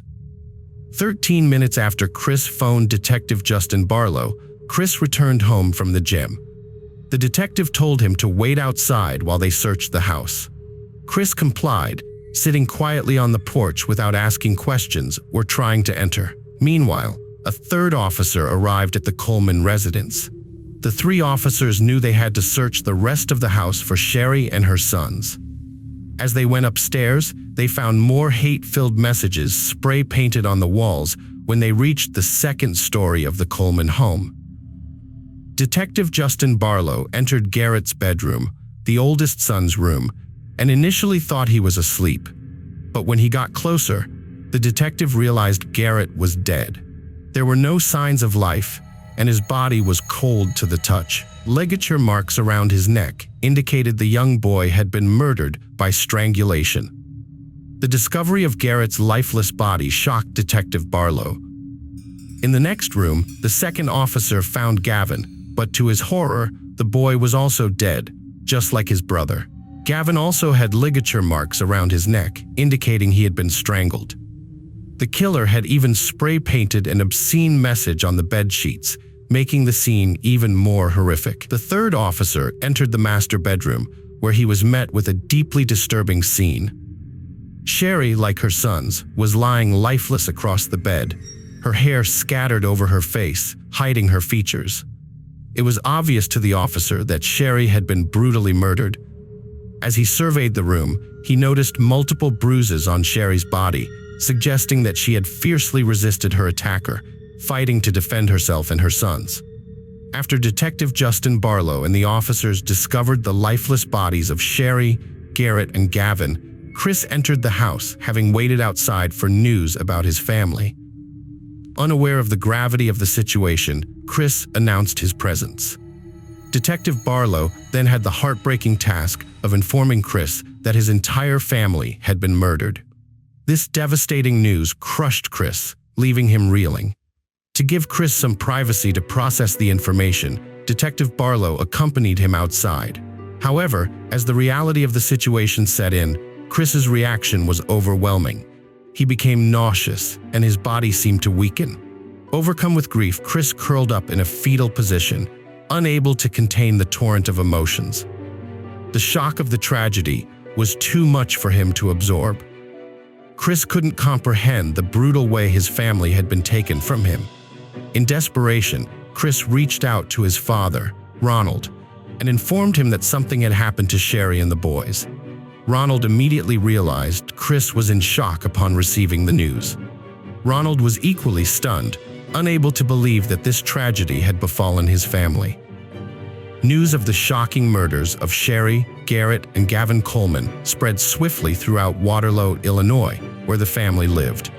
As the community awoke to the grim news, neighbors were left devastated and terrified. The Coleman family had always been perceived as the epitome of a perfect American family, with their charming sons, Garrett and Gavin, admired by everyone. In fact, one neighbor went so far as to say that everyone would want their children to be like Garrett and Gavin, who were always polite, helpful, and kind-hearted. For Sherry's brother and mother, the harsh reality of the brutal crime was impossible to accept. Chris Coleman, the husband and father, was taken to a nearby police station for questioning after his wife and 2 sons were discovered murdered. During the interrogation, Detective Justin Barlow asked Chris if he could shed any light on the killings. Chris expressed deep regret for leaving to go to the gym, leaving Sherry and the boys alone in the home. When Detective Barlow asked Chris if he had any idea who could have committed the murders, Chris claimed he had no idea. However, several aspects of Chris's behavior during the interview raised suspicions with the detective. One of the detective's initial concerns was Chris's lack of curiosity about the circumstances surrounding his wife and son's murder. Given the gravity of the situation, it seemed odd that Chris didn't ask questions about their deaths. Instead, he appeared uninterested in finding out the details. Additionally, the detective noticed that Chris tried to conceal scratches on his arms during the interview. He asked for a blanket, despite the warm room temperature, to hide the injuries. These scratches raised suspicions as the detective knew that Sherry, Chris's wife, had fought for her life. When questioned about the scratches, Chris claimed they resulted from installing a satellite dish the day before. During the police interview, Chris denied having an affair outside of his marriage. However, he admitted to having a close friendship with Tara, a cocktail waitress and high school friend of his wife's who lived in Florida.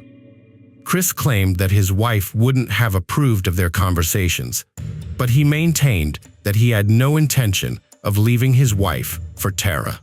He insisted that he would never consider betraying his family in such a way. A different story unfolded when detectives contacted Tara in Florida.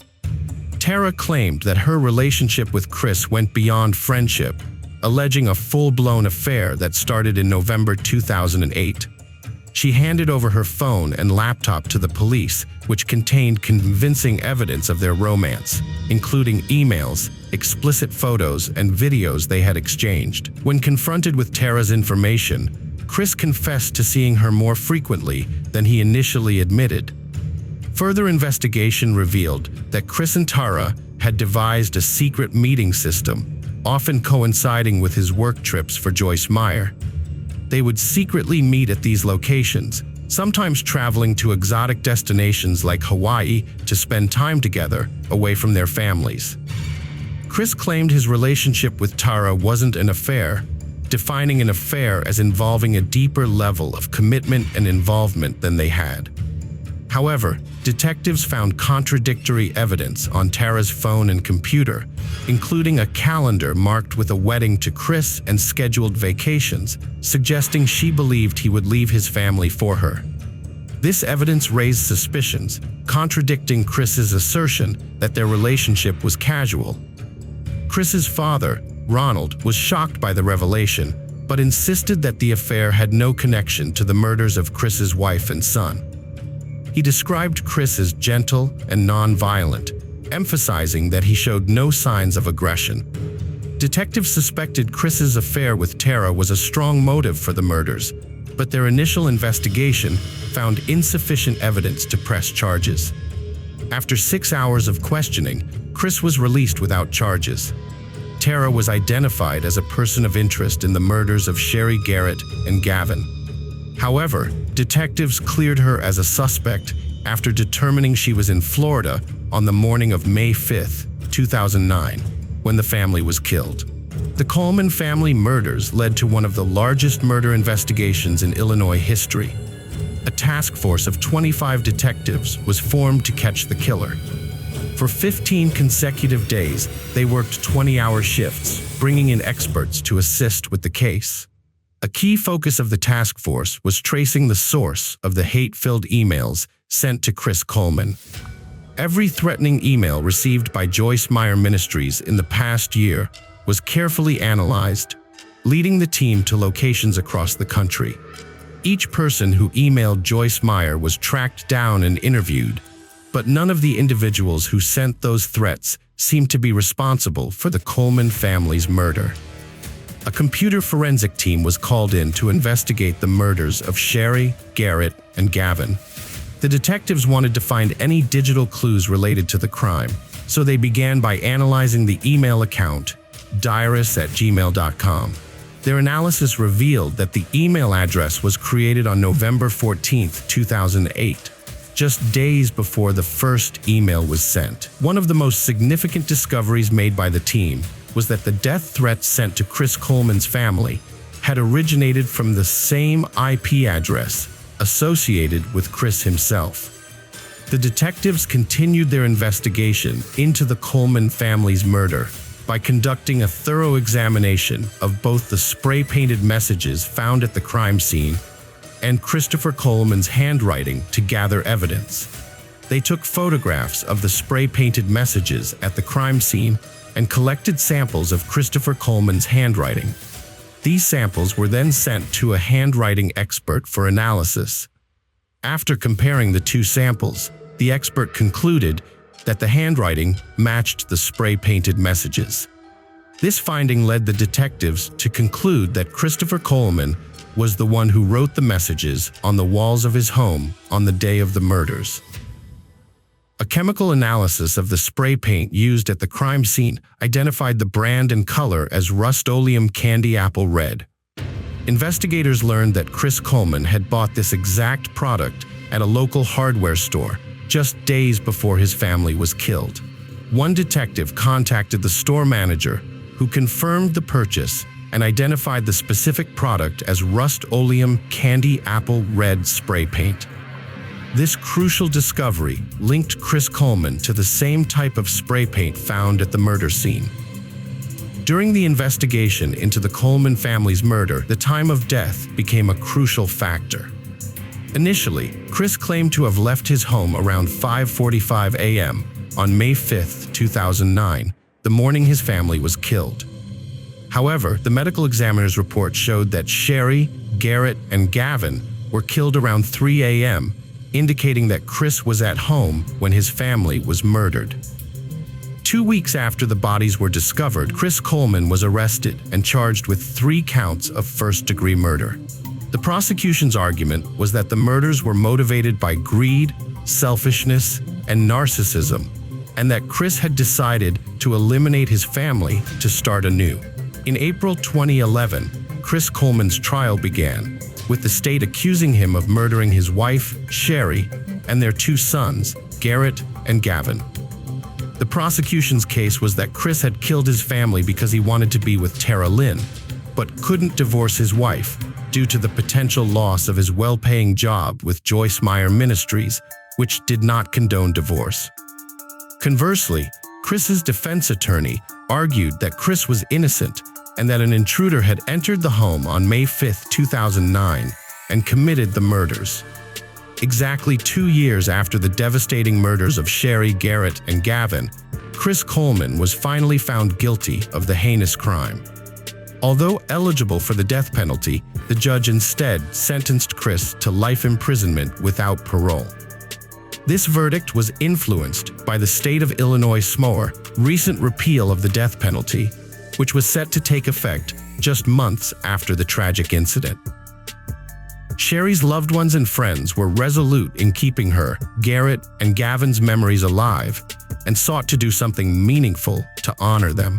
They decided to raise funds for victims of domestic violence, a cause that deeply resonated with. Hello friends, welcome to our channel. Today we're going to take a look at another horrible case with you, the case of Lindsay Burbeck. Sarah and her boyfriend Brandon arrived at her mother Lindsay's home for a scheduled tea party, but no one answered the door. This was unusual, so Sarah tried to contact her mother several times, but there was no response. She sent 2 text messages, "Where are you?" and a series of question marks, but still received no answer. After waiting outside for an hour, Sarah called her father, Tim Burbeck, to report that her mother was missing and not answering her phone. Tim picked up Sarah and Brandon and took them to his house around midnight. Sarah and Tim then returned to Lindsay's house with a spare set of keys, but found no signs of her or any indication of what might have happened. The house was in order, with no note of explanation. At 12:11 a.m. on August 13th, Tim reported Lindsay missing to the police, telling the dispatcher that his ex-wife was missing and could not be found. The disappearance of Lindsay shook the small suburban community to its core. In response, hundreds of people from the community banded together to search for her. The search party consisted of men and women, grandparents, dog walkers, teenagers with bicycles, and mothers with strollers. Despite most of them not knowing Lindsay personally, they were determined to find her. For 2 consecutive days, people gathered at Copus, fueled by hope of finding a crucial clue that could solve the mystery of her disappearance. After days of searching, posting appeals on social media, and putting up posters, the community's efforts continued unabated. However, as the days turned into weeks, it became increasingly clear that the search would be a challenging one. With each passing day, the chances of finding Lindsay alive grew slimmer. The detectives classified Lindsay as high risk, given that she had never gone missing before, and her family described her disappearance as uncharacteristic of her. Nevertheless, the search party refused to give up, driven by their determination to find Lindsay. The local community quickly sprang into action, printing and distributing thousands of posters featuring Lindsay's face throughout the neighborhood. A Facebook group dedicated to the search also rapidly gained popularity, reaching 10,000 members within hours of the police appeal being posted online. As a result, posters were soon plastered on every available surface, including lampposts, storefronts, and traffic lights, calling for the public's help in finding Lindsay. The police launched a comprehensive investigation into her disappearance from her home, involving specialist officers, dog handlers, firefighters, mountain rescue teams, volunteers, and the city's search and rescue team. They scoured the area around Copus and the surrounding countryside, using drones and helicopters to search popular walking and running routes. 4 days after Lindsay vanished, the police released CCTV footage showing her last known movements. The footage, captured at 4:10 p.m. on Burnley Road, showed her walking towards Coppice, wearing a distinctive purple jacket, black leggings, and dark sneakers with white soles. As the search entered its 7th day, hopes of finding Lindsay alive were dwindling. Despite the extensive efforts, the police had yet to uncover any leads on her whereabouts. However, they stressed that there was no evidence to suggest she had fallen victim to a crime, leaving open the possibility that she might still be found alive. The search for Lindsay Birbeck continued into the evening, with hundreds of local residents joining the first mass public search of Coppice after a social media appeal. The breakthrough came when a local resident's dog ran into a wooded area in Arrington Cemetery. The dog's strange behavior, sniffing and digging, caught its owner's attention. As the owner approached, they were met with a horrific sight, something soft and unidentifiable underfoot, accompanied by a terrible smell and swarms of flies. Peering closer, the owner saw a foot protruding from the ground, surrounded by earth and grass, wrapped in clear plastic bags. On August 24th, 12 days after Lindsay's disappearance, her body was discovered in the cemetery, buried in a shallow grave. The gruesome discovery marked the end of the search for Lindsay and the beginning of a murder investigation. Dr. Naomi Carter, a pathologist, performed an autopsy on Lindsay's body and concluded that the cause of death was a broken neck, inflicted with extreme force that crushed the larynx. The injury was likely caused by a foot or knee strike. Additionally, there were signs of an attempt to amputate Lindsay's right leg with a saw after her death, resulting in a deep laceration down to the bone. Despite the poor condition of the body, Dr. Carter found that Lindsay's injuries were catastrophic.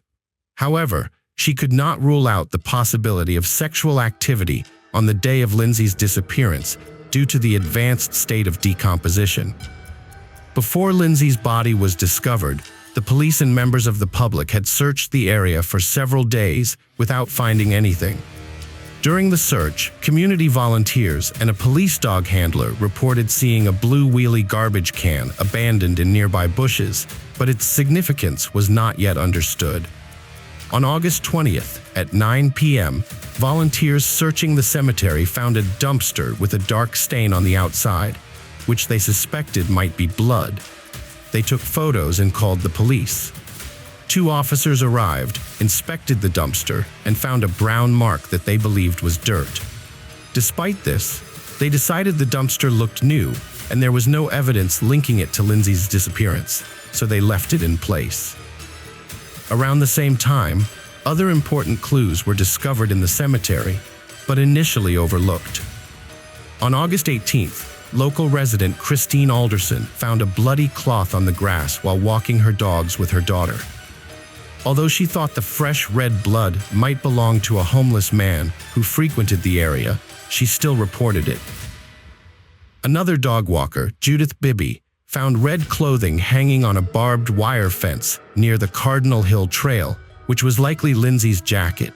She also heard a child's voice, but no signs of struggle, yelling, or screaming. On August 25th, investigators returned to the crime scene and discovered a yellow-handled saw and a pair of green heavy-duty gloves near Lindsay's grave.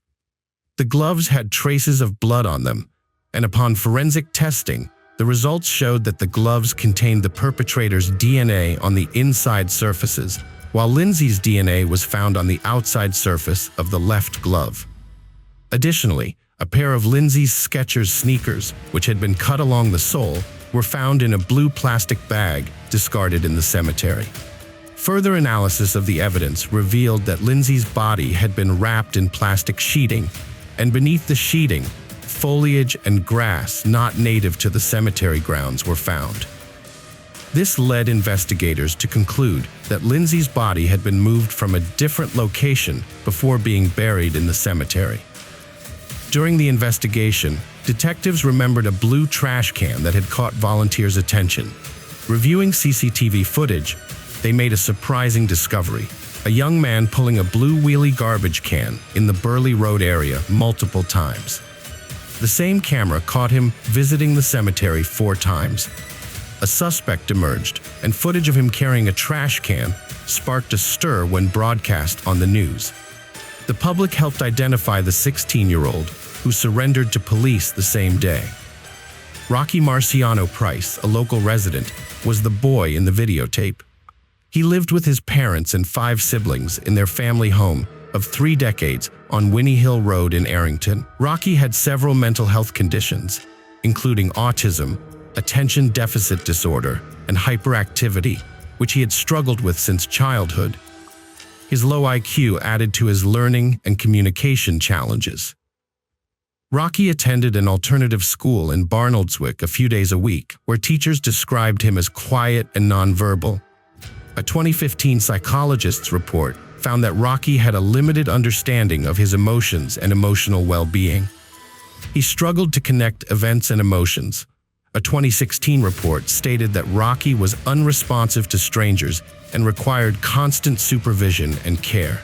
His teachers, including Timothy Bradley, who taught at the school for 18 months, tried to engage Rocky in his education, but he preferred hands-on activities to academic subjects.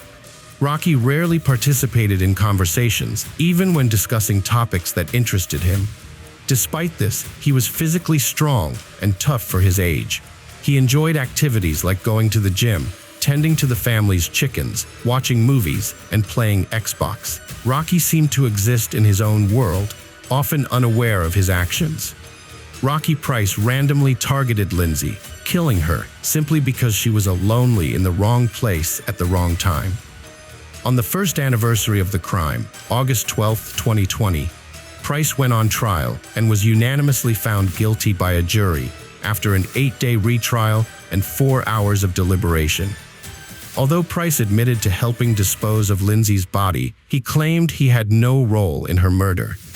He stated that a stranger approached him and asked for his help in burying the body in exchange for payment. However, evidence found at his home in Arrington contradicted his claim, including plastic bags identical to those found at Lindsay's grave.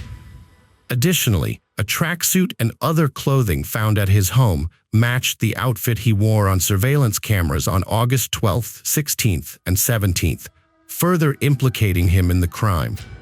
Defense attorney Mark Fenn Halls argued that Rocky Price, although responsible for burying the victim's body in the cemetery, was not her killer. Despite substantial evidence, Price pleaded not guilty to the crime, but admitted to moving the body. During the trial, Price, through his attorney, provided a statement explaining his movements between the crime scene in Copus and the cemetery where the body was found. However, the prosecutor maintained that Price acted alone.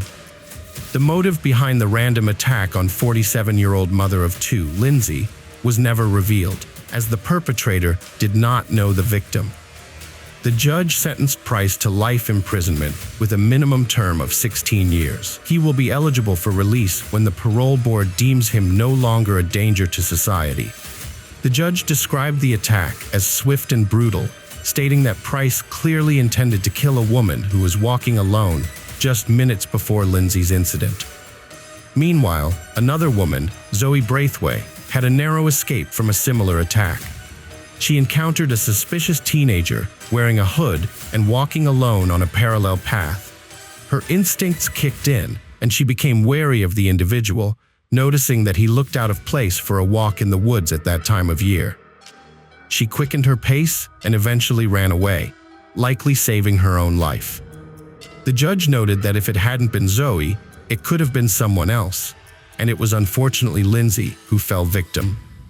This was a calculated and intentional attack. After attempting to target one woman, he deliberately pursued another lone woman. His actions after the crime reveal his ability to think and plan. His teachers testified that he excelled in practical tasks, which he utilized to conceal the body. Rocky Price made 2 trips to Copus on the evening of August 12th. At 6:55 p.m., he was caught on CCTV cameras carrying a black backpack, possibly containing a saw to dismember Lindsay's body.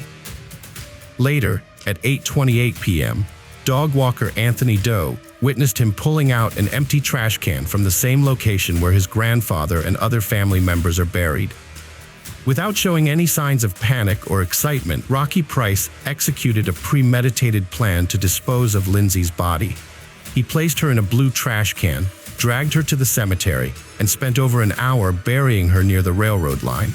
He left behind a saw, gloves, and a trash can at the scene.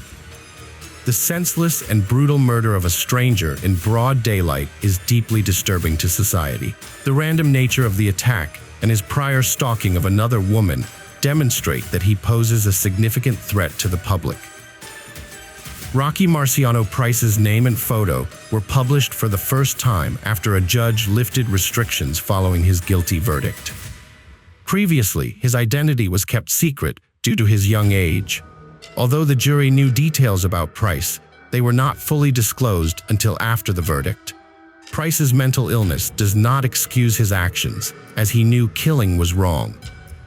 Lindsay's funeral was held at St. Margaret's Church in Hapton on September 20th, where over 200 mourners gathered to pay their respects.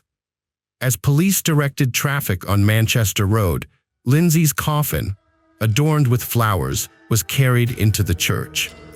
The outpouring of sympathy was evident in the dozens of bouquets from friends, family, and strangers alike left at the scene in her memory. According to her daughter Sarah, Lindsay was a woman full of optimism and positivity, always looking forward to the future. In fact, she had plans to visit Glasgow with her friend Sharon and was hoping to find love on the Match.com dating site.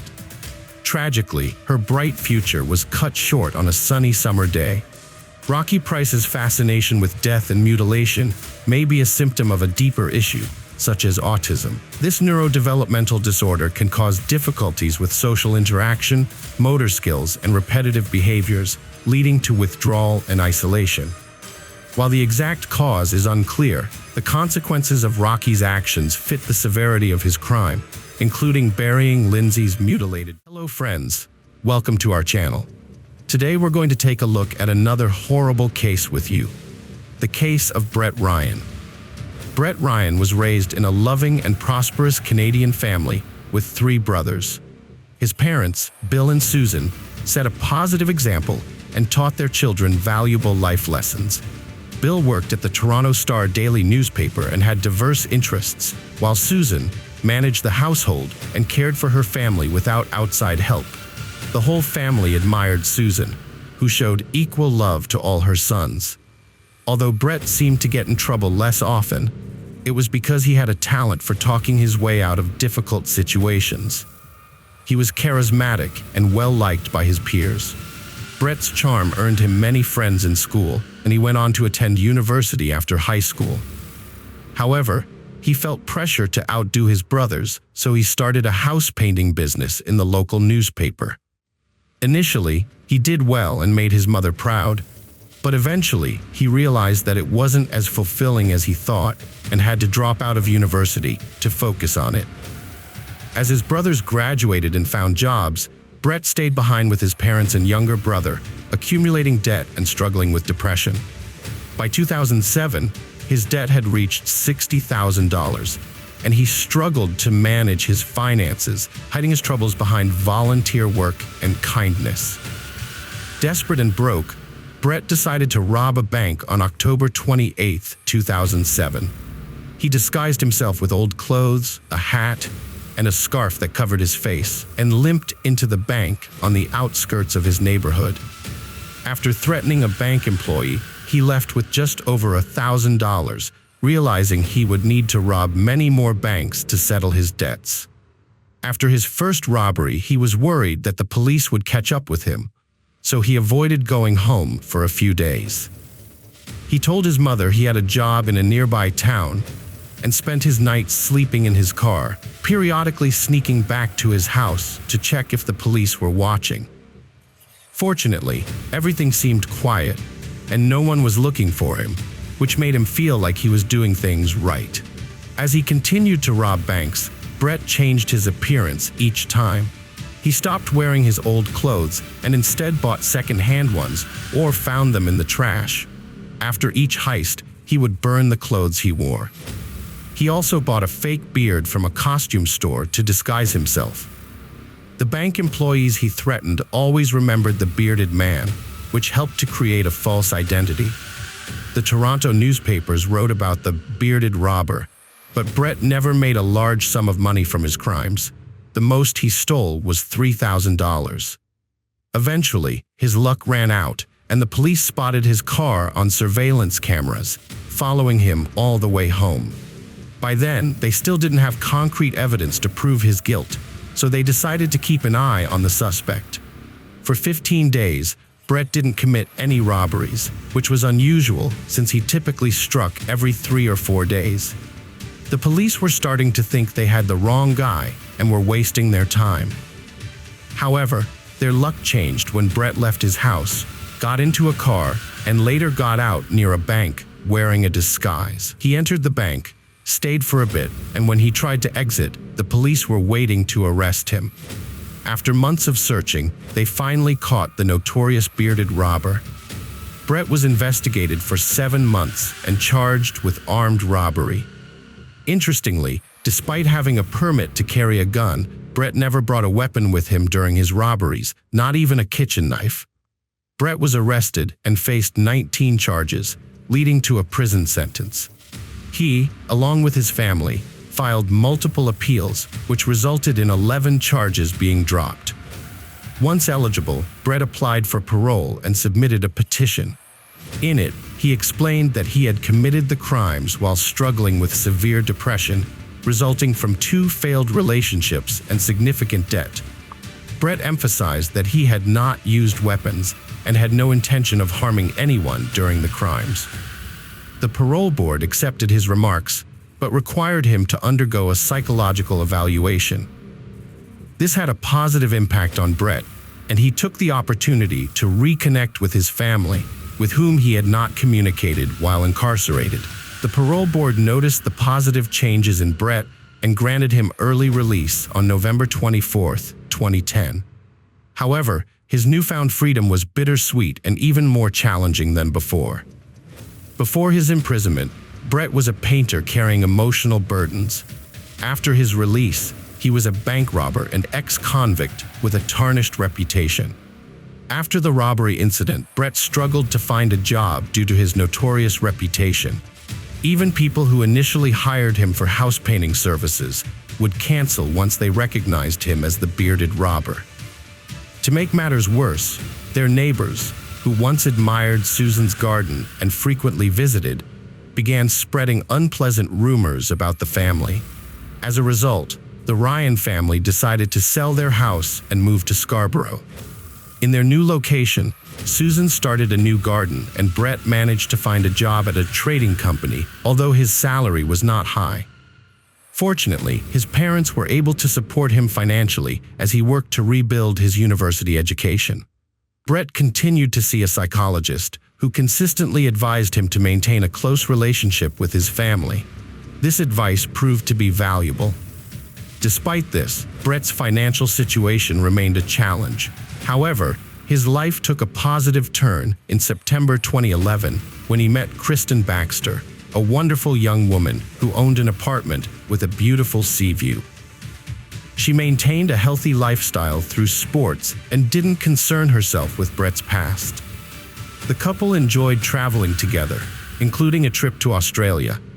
Brett's parents were thrilled to see their son happy and believed Kristen would encourage him to reach his full potential and become a responsible member of society. Brett's life was improving, but an unexpected event occurred that threatened to derail his progress. His father's sudden passing was a devastating blow, and Brett's depression began to resurface. To cope, he increased his visits to a psychologist and devoted more time to supporting his mother financially, although his own funds were limited. As their long-term relationship evolved, Brett knew it was time to take a significant step. No longer just careless teenagers, the young couple needed to build a life together. Deeply in love with Kristen, Brett decided to make a heartfelt proposal.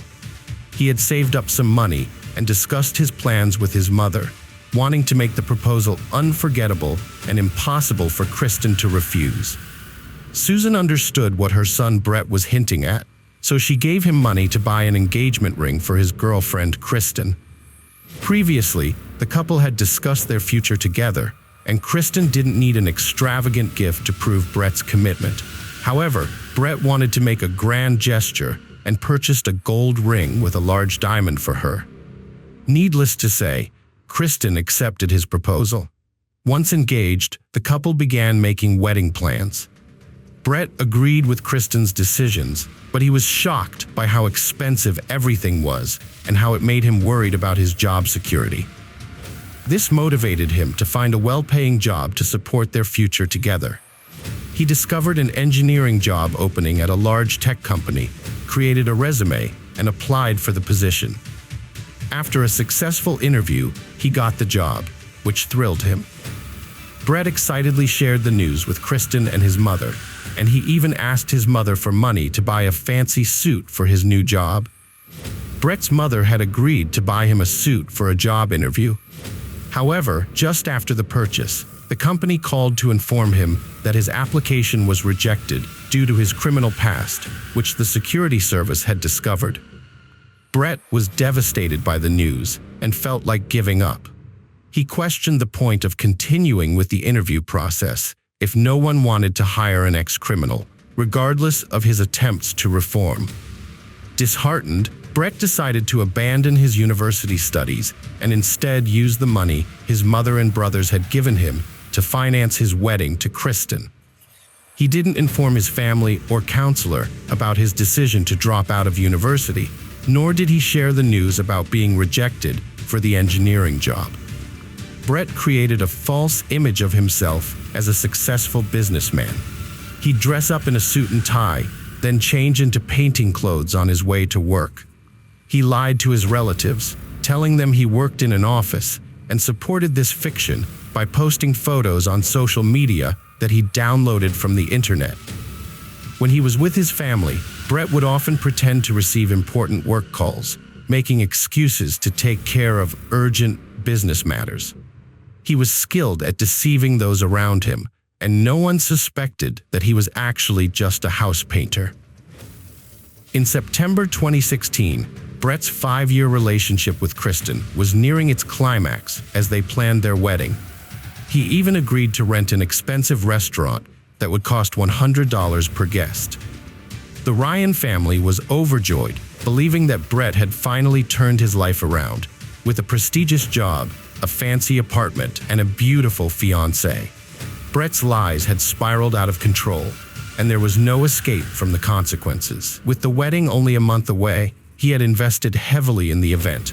To foot the bill, he repeatedly borrowed money from his mother, and when she could no longer help, he shamelessly demanded that she get a better-paying job. Around the same time, he planned an extravagant bachelor party in August, inviting all his friends and brothers. As his web of lies began to unravel, Brett confided in his counselor about the situation. For a year, he had deceived his family into believing he worked as an engineer for a technology company. The psychologist was dismayed that his longtime client had gone astray again and advised Brett to confess everything to his mother. After much contemplation and procrastination, Brett finally came clean to her. His mother was outraged, having proudly told everyone about her supposed wonderful son. She insisted that Brett reveal the truth to Kristen, threatening to expose him herself if he didn't comply. Moreover, she warned him that his brothers were already aware of the situation and sided with her. Brett couldn't muster the courage to confess to Kristen, having struggled to tell the truth to his mother in the first place. Brett knew the wedding was only a month away, but he remained silent about his lies, even though it would be better for Kristen to know the truth beforehand.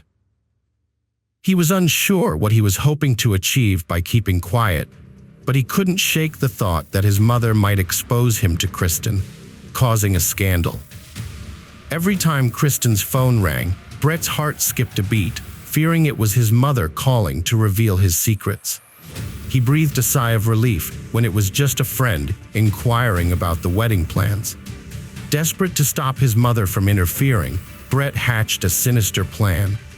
Because he was not allowed to use firearms due to his previous robbery conviction, he decided to use a crossbow, a silent and deadly weapon. Brett had learned how to shoot a crossbow from his late father, who used to practice target shooting in their garden. Though his father had taught him well, he never intended for Brett to use this skill for harm. Brett purchased the crossbow and arrows from a sporting goods store and hid them away, preparing to carry out his disturbing plan. Brett created an alibi to deceive others into thinking he was at home all day. He rigged a fan to turn on at a set time, which then moved a spoon across his computer keyboard, automatically posting pre-written comments on YouTube videos. On August 25th, Brett dressed in disguise to conceal his identity and left his house through the back door to avoid detection by security cameras. He took a train to his parents' house, intent on taking care of anyone who might threaten his and Kristen's well-being. When Brett arrived unexpectedly at his parents' house, his mother Susan was taken aback. Despite her poor health that day, Brett persisted in trying to convince her not to tell Kristen anything, eventually becoming angry and aggressive. Susan sensed something was wrong and, intimidated by her son's intense behavior, warned him that she had already called Christopher and he was on his way to their location. Brett's anger and adrenaline surged out of control as he ran to the garage to grab a crossbow. However, his emotional state prevented him from making a clear shot, so he instead used the butt of the gun to bludgeon his mother. To ensure she was dead, he placed plastic bags over her body and tightened a rope around her neck. Brett then loaded the crossbow with arrows and hid in the bushes, waiting for his brother Christopher to arrive. When Christopher called out for their mother or brother, Brett shot him in the neck from behind, causing his death within minutes. Susan, their mother, had also called their youngest brother Alexander, who was also shot in the neck, but the arrow didn't go deep enough, and he began screaming for help. Throughout the chaos, Leland was oblivious to the violence unfolding in the garage and garden, unaware that his own brother was committing the crimes. He slept in his second-floor room until a scream disturbed him. Rushing downstairs, Leland found Brett trying to strangle Alexander, and a fierce fight broke out between the two brothers. Once Leland gained the upper hand, he pushed Brett aside and ran to the neighbors to call the police. Brett realized he was trapped in the house with no escape, overwhelmed by the consequences of his actions. He acknowledged that he had ruined his life and there was no turning back. He took out his phone and wrote a letter to Kristen, begging for her forgiveness. When the police arrived, they found Brett sitting next to his brother Alexander, both of them covered in blood. Despite his injuries, Alexander was still alive, but later succumbed to his wounds in the hospital. Brett voluntarily handed himself over to the police, asking to be handcuffed and taken to the station. There, he confessed to the crimes and revealed the location of his mother's body, hidden under packages in the garage. He expressed regret, stating that he had never intended to kill Susan, only to scare her. However, he had planned to kill Christopher and Alexander, using them as witnesses to his twisted scheme. If they hadn't arrived that day, they would still be alive, just like they had been nearly 10 years prior. Brett attempted to justify his actions by citing his depression, but it didn't lessen his punishment. Despite confessing to the crimes without resistance and cooperating with the investigation, he received 3 life sentences, 1 for each murder. He will be eligible for parole in 2041. Leland, the sole survivor of the tragedy, has declined to speak to the press, but he is well known in Toronto for his traumatic experience. Hello friends, welcome to our channel. Today we're going to take a look at another horrible case with you, the case of Lauren Burke. Lauren Ashley Burke was born on December 30th, 1989 in Marietta, Georgia, to James Burke and Vivianne Gershon, who later divorced. She had 2 siblings, Jacqueline and Chad Burke. After high school, Lauren attended Auburn University, where she studied graphic design and was an active member of the Delta Gamma sorority. She also played lacrosse and was involved in various campus activities. Her friends described her as a friendly, excellent student who was always smiling, happy, and helpful. Lauren started dating Sean McQuaid while still in high school, and they continued their relationship when they both enrolled at Auburn University. At that time, education was their top priority, but they still made plans for their future together. Tragically, on March 4, 2008, she began the day by having breakfast with Sean at a cafe at 11 a.m. She then attended class and called her father, James, to discuss plans for spring break and a dentist appointment. After finishing her conversation with her father, Lauren visited her friend Sean in his dorm room, where she stayed until the evening. At 8:30 p.m., she had a planned study session with her classmate Michael at the library. When Lauren left Sean's room around 8 p.m., it was already dark outside. She got into her car, a black 2001 Honda Civic, which was parked in the lot next to the dorm. This was the last time Sean saw her. Michael waited for Lauren at the library, but she didn't show up. He started calling her cell phone, but she didn't answer. He kept calling and eventually got through to her. Lauren told him she had forgotten about their appointment and hung up. About an hour later, at 9 p.m., a 911 call was made, reporting an injured girl lying on the roadside near the Farmville Baptist Church and Route 280 on the 147 freeway. Lauren was lying in the middle of the road, taking slow, deep breaths because she was suffocating. She had many injuries on her body and was only wearing socks on her feet. The traffic in both directions was blocked because drivers had stopped their cars in the roadway to help her. At 9:12 p.m., the police arrived, but Lauren was already unconscious. A few minutes later, paramedics came and found that Lauren's pulse was very weak as they loaded her into the ambulance. She was taken to East Alabama Medical Center at 9:35 p.m., where doctors started trying to save her life. Around the same time, at 9:27 p.m., multiple people called 911 to report a car on fire on the Auburn University campus. Firefighters and police were sent to the scene, but they couldn't find the owner of the burning car among the students who had come out of their dorms to see the fire. When the police checked the license plate, they found out that the car belonged to James Burke, a resident of Georgia. But what they didn't know was that James Burke is Lauren's father. The police called James and learned that the burned-out Honda actually belonged to his daughter Lauren, who is a student at Auburn University. James was frantic to know what was happening with his daughter, but the police couldn't give him any information. They didn't know where Lauren was and claimed no one was in the burned-out car. James tried calling Lauren's cell phone, but she didn't answer, which only made him more anxious. Desperate for news, James reached out to his daughter's friends, but none of them knew anything about her whereabouts or the car fire.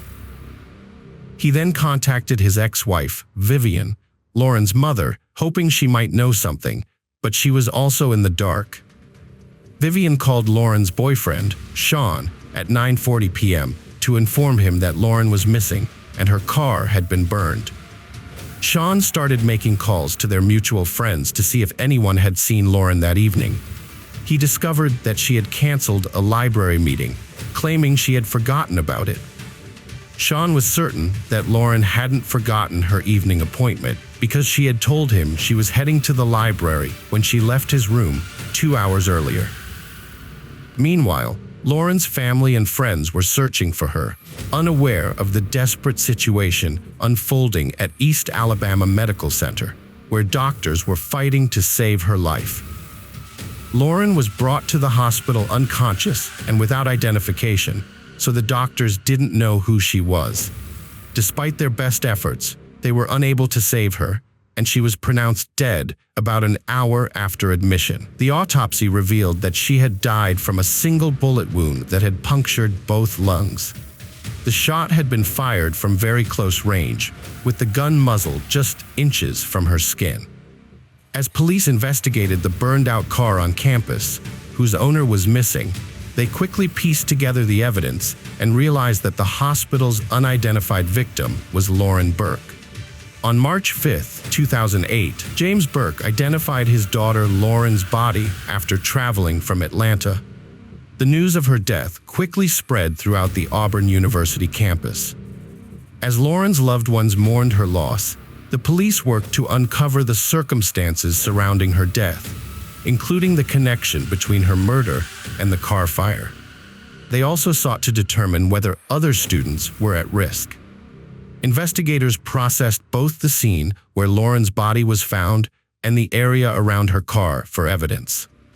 Auburn Police Captain Tom Stauffer stated that the department has dedicated all available resources to finding the person responsible for the crime, as the tight-knit student community of Auburn, Alabama, takes such incidents very seriously. The police are deeply invested in solving the case and will not rest until the perpetrator is caught. To aid in the investigation, Alabama Governor Bob Riley has offered a $10,000 reward for any information leading to an arrest. The burned-out car belonging to Lauren Burks was brought to the Auburn Police Department, where state forensic laboratory investigators and state fire chief's office officers examined the charred remains. Their search uncovered burned clothing fragments, a melted digital camera, and the car's owner's manual. A significant discovery was a .38 caliber bullet found under the front seat, suggesting that the car's interior may have been the crime scene and that the perpetrator had set the fire to destroy evidence. Investigations involved interviews with Lauren's family, friends, and boyfriend, but none could identify a suspect who had a motive to harm her. Prior to her death, Lauren had been at a Sean's dorm, so detectives searched his room but found nothing linking him to the crime. After talking to Michael, the person Lauren was supposed to meet at the library, detectives discovered that when Lauren answered his call, he heard a sound similar to a moving car in the background. This new information led them to investigate further, and they found that Lauren's bank card had been used multiple times shortly after she was found lying in the road. It seemed likely that the person using Lauren's bank card was involved in her incident, so the police started searching for them. However, the case took an unexpected turn soon after. Just 2 days after Lauren's death, on March 7, 2008, at 9:55 a.m., a similar attack occurred at a Walmart parking lot in Noonan, Georgia, about 75 miles from Auburn. A 72-year-old woman was assaulted by a man of African descent as she was getting into her car. The attacker hit her on the head, threatened her, and forced her to move to the passenger seat.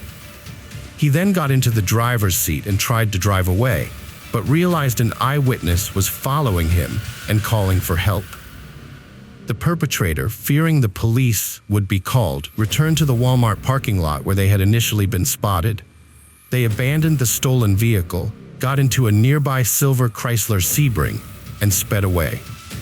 Several hours later, 4 officers began a high-speed chase to catch the fleeing Chrysler as it headed towards Columbus, West Georgia. The driver of the Chrysler refused to stop, putting other drivers at risk during the pursuit. Officers observed the driver throwing an object out of the window, which was later found to be a .38 caliber revolver. The chase continued until the Chrysler broke down, billowing smoke from under the hood. The driver stopped abruptly in the middle of the road and opened the door. A pursuing police officer on a motorcycle crashed into the open door, causing the officer to fly over the handlebars and fall to the ground. Fortunately, the officer was not seriously injured. The perpetrator then attempted to flee into the nearby woods, but was quickly caught by the police and taken into custody. Courtney Lockhart was born on October 20, 1984. According to his family, he was a pleasant and fun-loving person before enlisting in the U.S. Army. However, after serving in Iraq from 2004 to 2005, he returned as a changed person. His mother described Courtney as a cheerful individual, but after his return from Iraq, his behavior drastically changed. He stopped smiling, became paranoid about people standing behind him, and would often hide in closets or under the bed. In 2006, Lockhart's personal life took a toll when he had a daughter with his ex-girlfriend. The same year, he was court-martialed for assaulting fellow soldiers, using illegal substances, and abandoning his unit without permission. As a result, he spent 7 months in detention before being dishonorably discharged from the army in December 2006. In the following years, Lockhart's life spiraled out of control. By 2008, he had become increasingly troubled, neglecting his personal hygiene, abandoning his responsibilities as a father, and developing a severe addiction to illegal substances. Between February 2008 and the time of his capture, Lockhart committed a series of burglaries using a consistent modus operandi. Courtney Lockhart targeted women, approaching them from behind in parking lots as they got into their cars. He would threaten them with a gun, demand their purses, and try to take their cars. Tragically, one of these crimes ended in the death of Lauren Burke. Lockhart's string of assaults came to an end on March 7, 2008, when he attacked a 72-year-old woman but failed to escape a police pursuit. After his arrest, Lockhart, then 23, confessed to the police that he was responsible for kidnapping and killing Lauren Burke. The police interrogation, which was recorded on video, became a crucial piece of evidence in the trial. Additionally, the police found Lauren's personal belongings, including her iPod and bank cards, in Lockhart's car. Lockhart provided a detailed account of the events leading up to Lauren's death. On Tuesday, March 4, 2008, he woke up in his silver Chrysler Sebring, which he had been sleeping in near the East Alabama Medical Center. Desperate for money, he drove around Auburn looking for another victim to target. It's notable that Lockhart exclusively targeted women, never men. He eventually ended up on the campus of Auburn University, where he parked near the student dorms and spent several hours watching students from his car. At 8 p.m., Lockhart saw a girl, who turned out to be Lauren, casually walk up to the car parked next to him and open the door. Without hesitation, Lockhart grabbed his revolver and approached Lauren from behind. He poked her with the gun muzzle and demanded to know how much money she had. When she didn't respond, he forced her into the front passenger seat and got behind the wheel himself. Lauren was initially silent, but then screamed in fear. Once she calmed down, she handed Lockhart $200 from her purse, begging him to leave. However, instead of leaving, Lockhart threatened her with a gun, ordering her to remove her clothes. Lauren complied, leaving on only a pair of socks. Lockhart's motivation for making her undress was his mistaken belief that she would be less likely to try to escape without clothes. Lockhart then drove around Auburn, holding Lauren at gunpoint with one hand while steering with the other. Lauren attempted to talk him out of his criminal actions, and when he claimed his life was over, she promised to help him find a job in an effort to de-escalate the situation. Meanwhile, her phone started ringing, and Lockhart instructed her to answer it and make up an excuse to avoid arousing suspicion. Lauren was supposed to meet Michael at the library, but when he called to confirm, she claimed to have forgotten and quickly hung up. Later, Lockhart drove her through the city streets as she persistently begged him to release her, offering to help him overcome his personal struggles. As they drove down Highway 147, Lauren made a desperate attempt to escape by opening the car door and trying to jump out while the vehicle was still moving. In the ensuing chaos, Lockhart admitted to accidentally firing a shot, which tragically pierced both of Lauren's lungs, and she also sustained injuries from the fall. Lauren regained enough strength to wave at passing drivers, but soon lost consciousness. Lockhart, who had abducted her, parked his car outside a church and watched as people began to stop and assist Lauren. Realizing the police would soon arrive, he hastily left the scene, planning to destroy evidence he had left in his car. Lockhart drove to a gas station, where he used Lauren's bank card to buy a can of gasoline.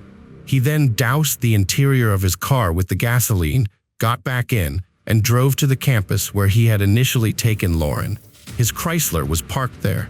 As he drove, Lockhart became lightheaded from the gasoline fumes, so he rolled down the windows to let in some fresh air. Once he arrived on campus, Lockhart stole $46, an iPod, and Lauren's bank cards from her car. He then set the car on fire and drove away in his Chrysler. At a gas station, Lockhart filled up his tank using Lauren's money, then returned to campus. However, investigators began to question Lockhart's story, suspecting that he had ulterior motives for making Lauren undress. They thought that Lockhart's goal was not to prevent her from escaping, but rather to exploit her in some way. When Lauren jumped out of the moving car, Lockhart's true intentions were foiled. The investigators were skeptical about Lockhart's claim that he accidentally shot Lauren. Given his military background and experience with guns, it seemed unlikely that he would accidentally discharge his weapon. Instead, it appeared that Lauren realized she was in grave danger and decided to escape by jumping out of the car, at which point Lockhart intentionally shot her. Forensic tests confirmed that the bullet found in Lauren's car was fired from the same gun Lockhart had abandoned during a police chase. Expert analysis also ruled out the possibility of an accidental shot, as the trigger required significant force to fire. On March 9th, investigators questioned Lockhart for the second time. The next day, he was officially charged with multiple crimes related to Lauren Burke's case. The trial started on November 8th, 2010. Lockhart's lawyers argued that their client suffered from a mental illness due to his military service, and that Lauren's shooting was accidental. According to court records, Lockhart pleaded not guilty, citing mental defect or insanity as the reason. Lauren was initially silent, but then screamed in fear.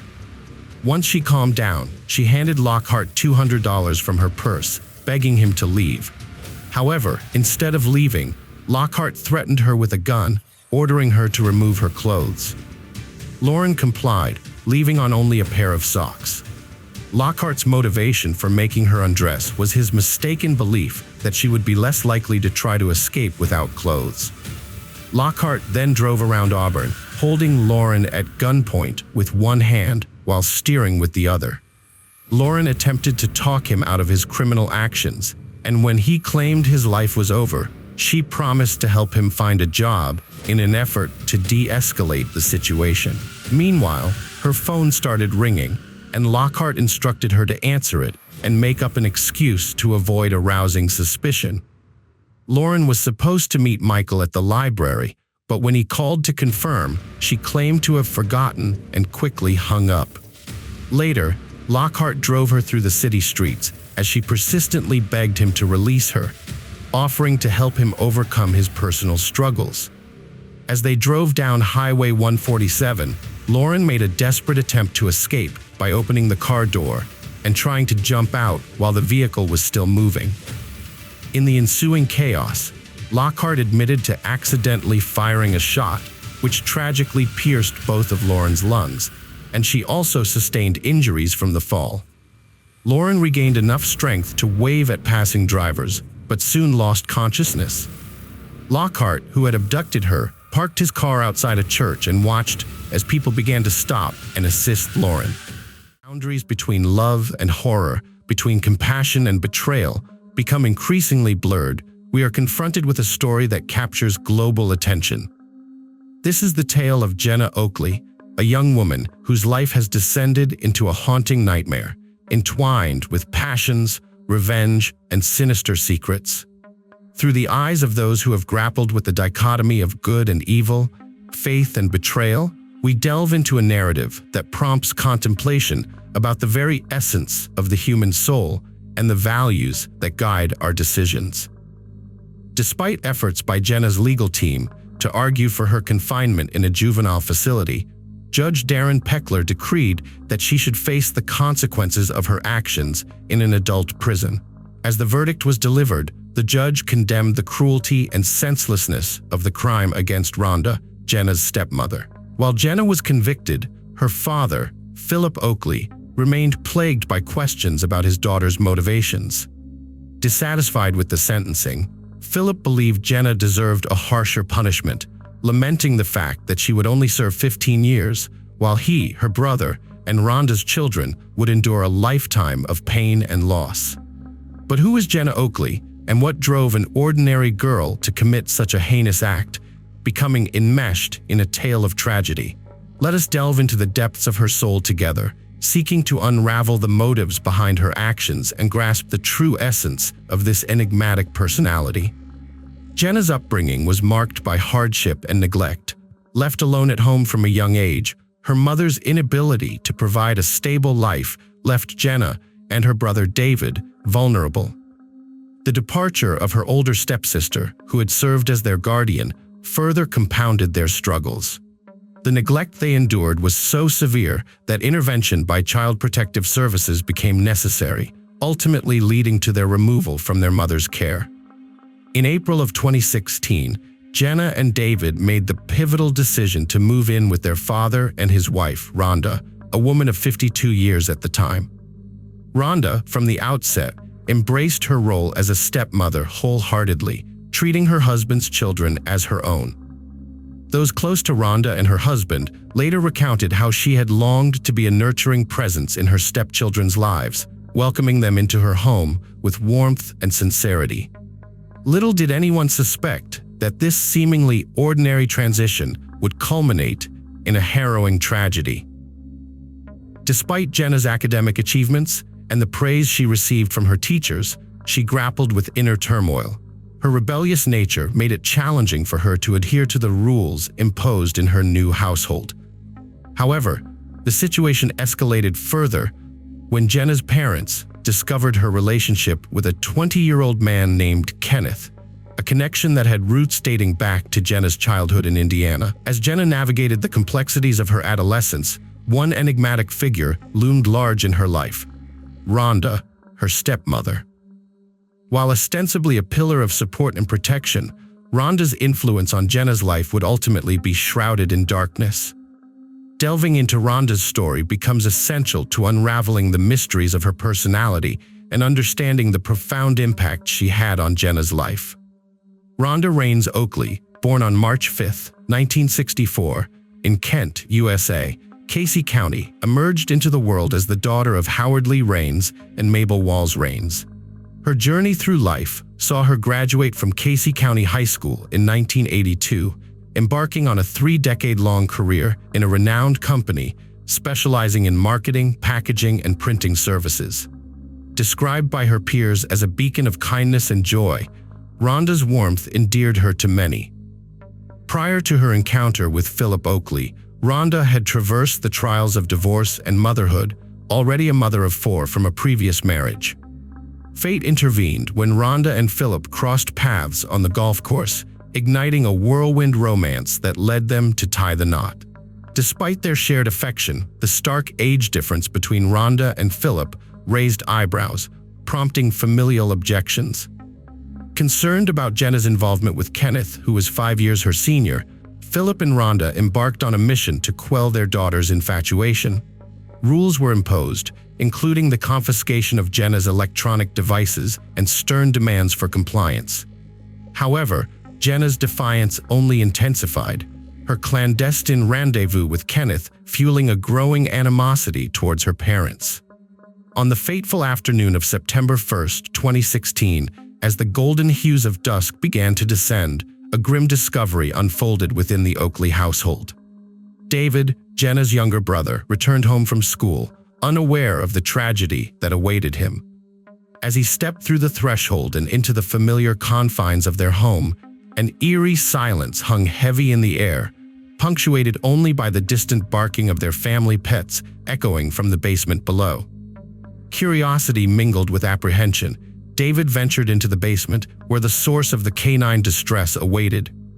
What he encountered in that dimly lit space would haunt him forever. There, sprawled upon the cold concrete floor, lay Rhonda, his stepmother, her form unnaturally still, an aura of foreboding enveloping her motionless figure. Shock and panic gripped David's heart as he rushed outside, his frantic footsteps echoing through the quiet suburban streets. With trembling hands, he sought aid from their neighbors, his voice a desperate plea for help in the face of unspeakable horror. Emergency services descended upon the scene, their presence a beacon of hope in the darkness that had descended upon the Oakley household. Yet, Despite their valiant efforts, Rhonda's fate had been sealed in bloodshed. The grim reality of her demise painted a chilling picture of brutality, her life extinguished by the cruel hand of violence. As investigators delved into the heart of the matter, the sinister truth began to unfurl like a macabre tapestry. What initially appeared as a botched robbery soon revealed itself to be a tangled web of deceit and betrayal. Amidst the chaos of the crime scene, the absence of Rhonda's car and the ominous discovery of a discarded cleaver hinted at a calculated act of malice, orchestrated with chilling precision. Upon Philip's return home, he was immediately met with the piercing scrutiny of detectives, their questions probing the depths of his shattered reality. With a heavy heart, he recounted the events of that fateful day. Each word a painful reminder of the chaos that had unfolded within the sanctity of their home. As he spoke, a gnawing sense of dread gripped him, tendrils of uncertainty weaving their way into his consciousness. The realization that his daughter, Jenna, had been conspicuously absent from the fabric of their lives on that tragic day only served to deepen the shadow of suspicion that loomed over their fractured existence. In the midst of his interrogation, Philip found himself grappling with the weight of unanswered questions, each more ominous than the last. Did Jenna's inexplicable absence herald a darker truth, a sinister plot veiled beneath layers of deceit? The very thought sent shivers down his spine, a stark reminder of the fragility of their fractured reality. With a heavy heart and trembling voice, Philip disclosed the tumultuous relationship between Jenna and Kenneth, a young man whose presence had cast a pall over their once tranquil home. He recounted his desperate attempts to intervene, to shield his daughter from the perils of forbidden love, each plea falling upon deaf ears. Yet even amidst the chaos of his shattered existence, Philip clung to the fragile hope that his daughter's innocence remained untainted, that beneath the veneer of suspicion lay a truth yet to be revealed. And so, with bated breath and weary resolve, he entrusted the weight of his fears to the vigilant gaze of law enforcement, their pursuit of justice a beacon of hope amidst the darkness that threatened to consume them all. Evidence pieced together by investigators revealed a chilling sequence of events leading up to the tragic incident. At 3 a.m. on August 31st, the day preceding the harrowing event, Kenneth embarked on a journey from Indiana to Lexington, Kentucky, his destination set firmly on the Oakley residence. Surveillance footage from a Denver store manager corroborated this, capturing Jenna and Kenneth's presence on September 1st. The footage depicted them entering the establishment and subsequently departing, seemingly in the direction of a vehicle resembling Rhonda's stolen car. Jenna's demeanor in the footage was unsettlingly composed, devoid of any outward signs of duress. This revelation prompted investigators to pivot their focus away from the notion of a forcible abduction, instead entertaining the unsettling possibility of Jenna's direct involvement in her stepmother's demise. Subsequent searches of Jenna's personal effects unearthed a chilling narrative within the pages of her diary, a narrative dripping with venomous hatred and a chilling resolve. In its pages, Jenna's innermost thoughts and desires were laid bare, revealing a festering resentment toward her family and a steadfast devotion to Kenneth, despite her earlier assurances of compliance with her parents' wishes. With meticulous detail, Jenna outlined her sinister plan to obliterate her family unit, driven by an obsessive desire to preserve her forbidden love at any cost. Her father was slated as the first victim, the designated hour of his demise meticulously plotted between 4 and 5 a.m. Armed with a knife, Jenna intended to lure him to the basement before delivering the fatal blow. Rhonda, her stepmother, was next in line, her fate sealed within the confines of Jenna's twisted imagination. Between 6 and 8 a.m., Jenna planned to invade Rhonda's sanctuary, silencing her forever with the same instrument of death wielded against her father. David, Jenna's unsuspecting brother, occupied the final slot in her macabre symphony of destruction. In the somber confines of his own room, he would meet his untimely end, victim to the machinations of a sister consumed by darkness. As Philip grappled with the horrifying reality laid bare in Jenna's diary, The weight of his daughter's malevolence bore down upon him, shattering the fragile facade of familial harmony beyond repair. In Jenna's meticulously orchestrated plan, he found himself confronted with the unthinkable, the knowledge that his daughter was capable of unspeakable atrocities, her innocence forever lost to the abyss of her own twisted desires. At the onset of the investigation, a damning piece of evidence emerged, thrusting Jenna into the unforgiving glare of suspicion.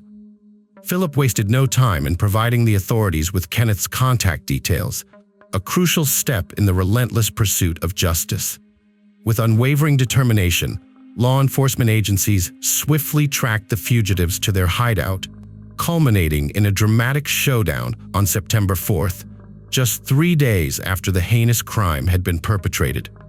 In the quiet streets of Tucumcari, New Mexico, authorities closed in on their quarry, discovering Rhonda's stolen car parked ominously near the hotel where Jenna and Kenneth sought refuge.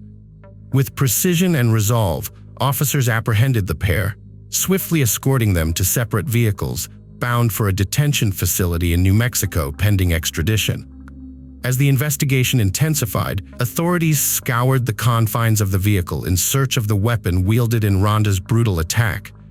Yet their efforts yielded nothing but frustration. Meanwhile, Kenneth, in a desperate bid to shield Jenna from the full weight of culpability, penned a chilling missive before attempting to end his own life. The ghastly tableau of his self-inflicted demise sent shockwaves through the detention center, leaving Kenneth teetering on the precipice of mortality. In the wake of this harrowing revelation, authorities made the conscious decision to shield Jenna from the grim reality unfolding within the confines of her co-conspirator's cell. With painstaking care, they orchestrated her return to Kentucky, their intent clear: to spare her the burden of knowledge until such time as she could offer her own testimony. For Jenna, shrouded in the pall of uncertainty, the journey back to her home state would be fraught with trepidation, each passing mile a reminder of the tumultuous path that lay ahead. Jenna's admission to the authorities laid bare the chilling reality of her involvement in the crime, as she recounted the grim sequence of events with a heavy heart. In her confession, she unraveled the haunting narrative of the fateful night, painting a picture of tragic inevitability. According to Jenna's harrowing testimony, the eve of the crime bore witness to Kenneth's clandestine visit to her home, a clandestine rendezvous that would shroud the dawn in darkness and alter the course of countless lives. As the day unfolded, their illicit tryst unfolded against the backdrop of unsuspecting bliss, oblivious to the storm gathering on the horizon. The tranquility of the day was shattered when Rhonda returned home, unwittingly stumbling upon the clandestine affair brewing in the shadows of her own abode. A confrontation ensued, escalating from heated words to the chilling embrace of violence. In a moment of unfathomable rage, Jenna's hands found purchase around Rhonda's throat, a desperate bid for control that would prove futile in the face of her lover's intervention. With a sickening inevitability, Kenneth stepped forward, a dark harbinger of finality as he seized Rhonda in a grip that defied mercy. The room bore witness to the cruel symphony of violence, the echoes of struggle drowned out by the cold steel of a kitchen blade. In the deafening silence that followed, Rhonda lay motionless, her life extinguished by the callous hands of her own kin. In the aftermath of the heinous act, Kenneth's fragile resolve faltered, his stomach lurching in revulsion at the sight of his own depravity. Vomiting into the void, he grappled with the weight of their transgression, a grim testament to the depths of human depravity. When pressed by authorities regarding the whereabouts of the murder weapon, Jenna's response offered little solace, her words a chilling testament to the calculated nature of their flight. With steely resolve, she recounted their hasty disposal of the incriminating evidence, a macabre ritual enacted in the shadow of their impending doom. As Jenna recounted her tale, her lover lingered on the precipice of life and death, his mortal coil tethered to the fleeting tendrils of existence.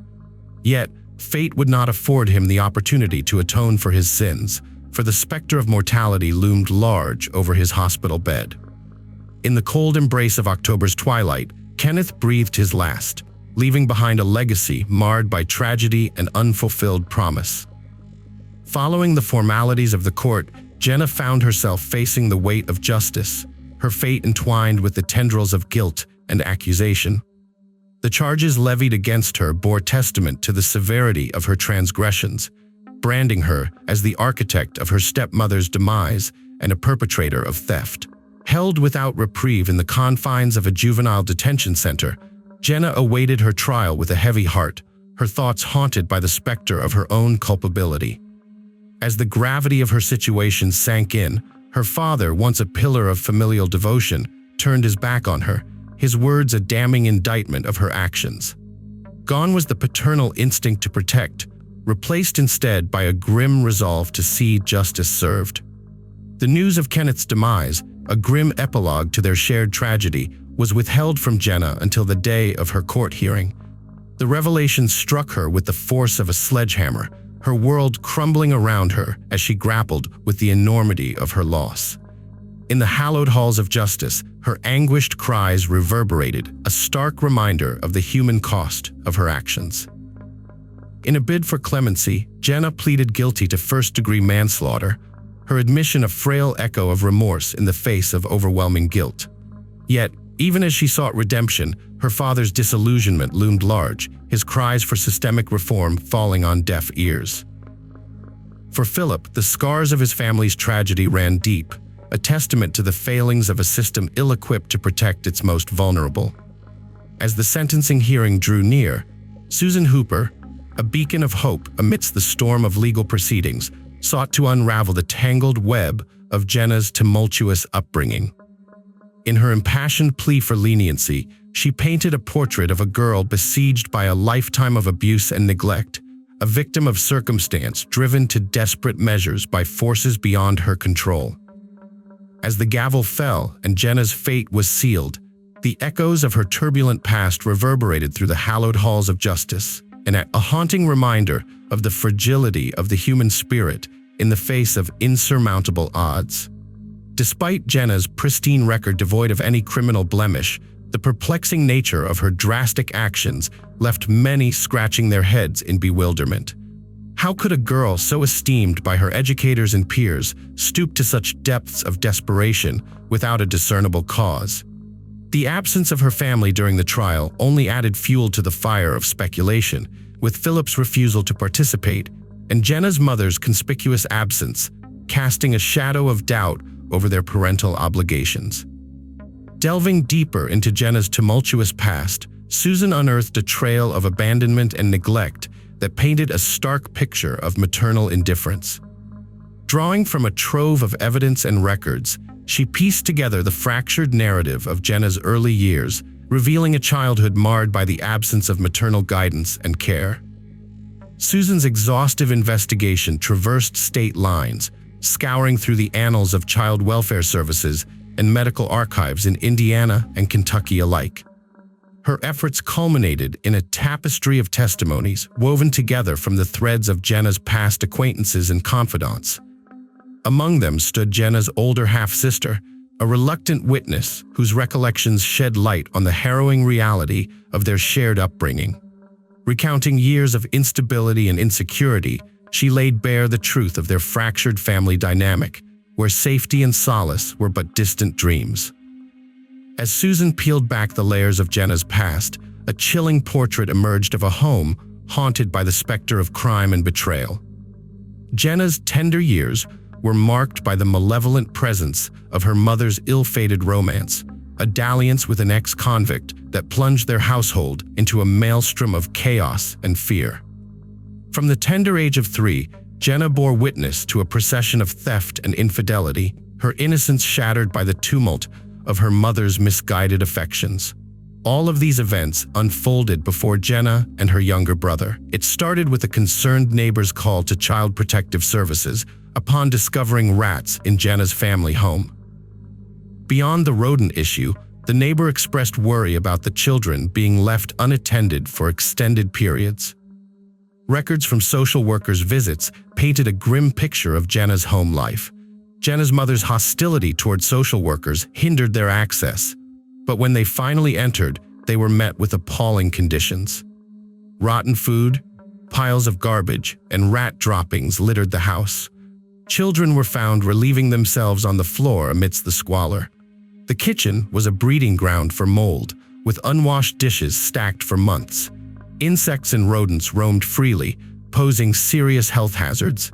Compounding the danger, children had unrestricted access to medicines and other harmful substances. Despite efforts to improve the situation by relocating Jenna and her brother to live with their father in Kentucky, conditions did not ameliorate.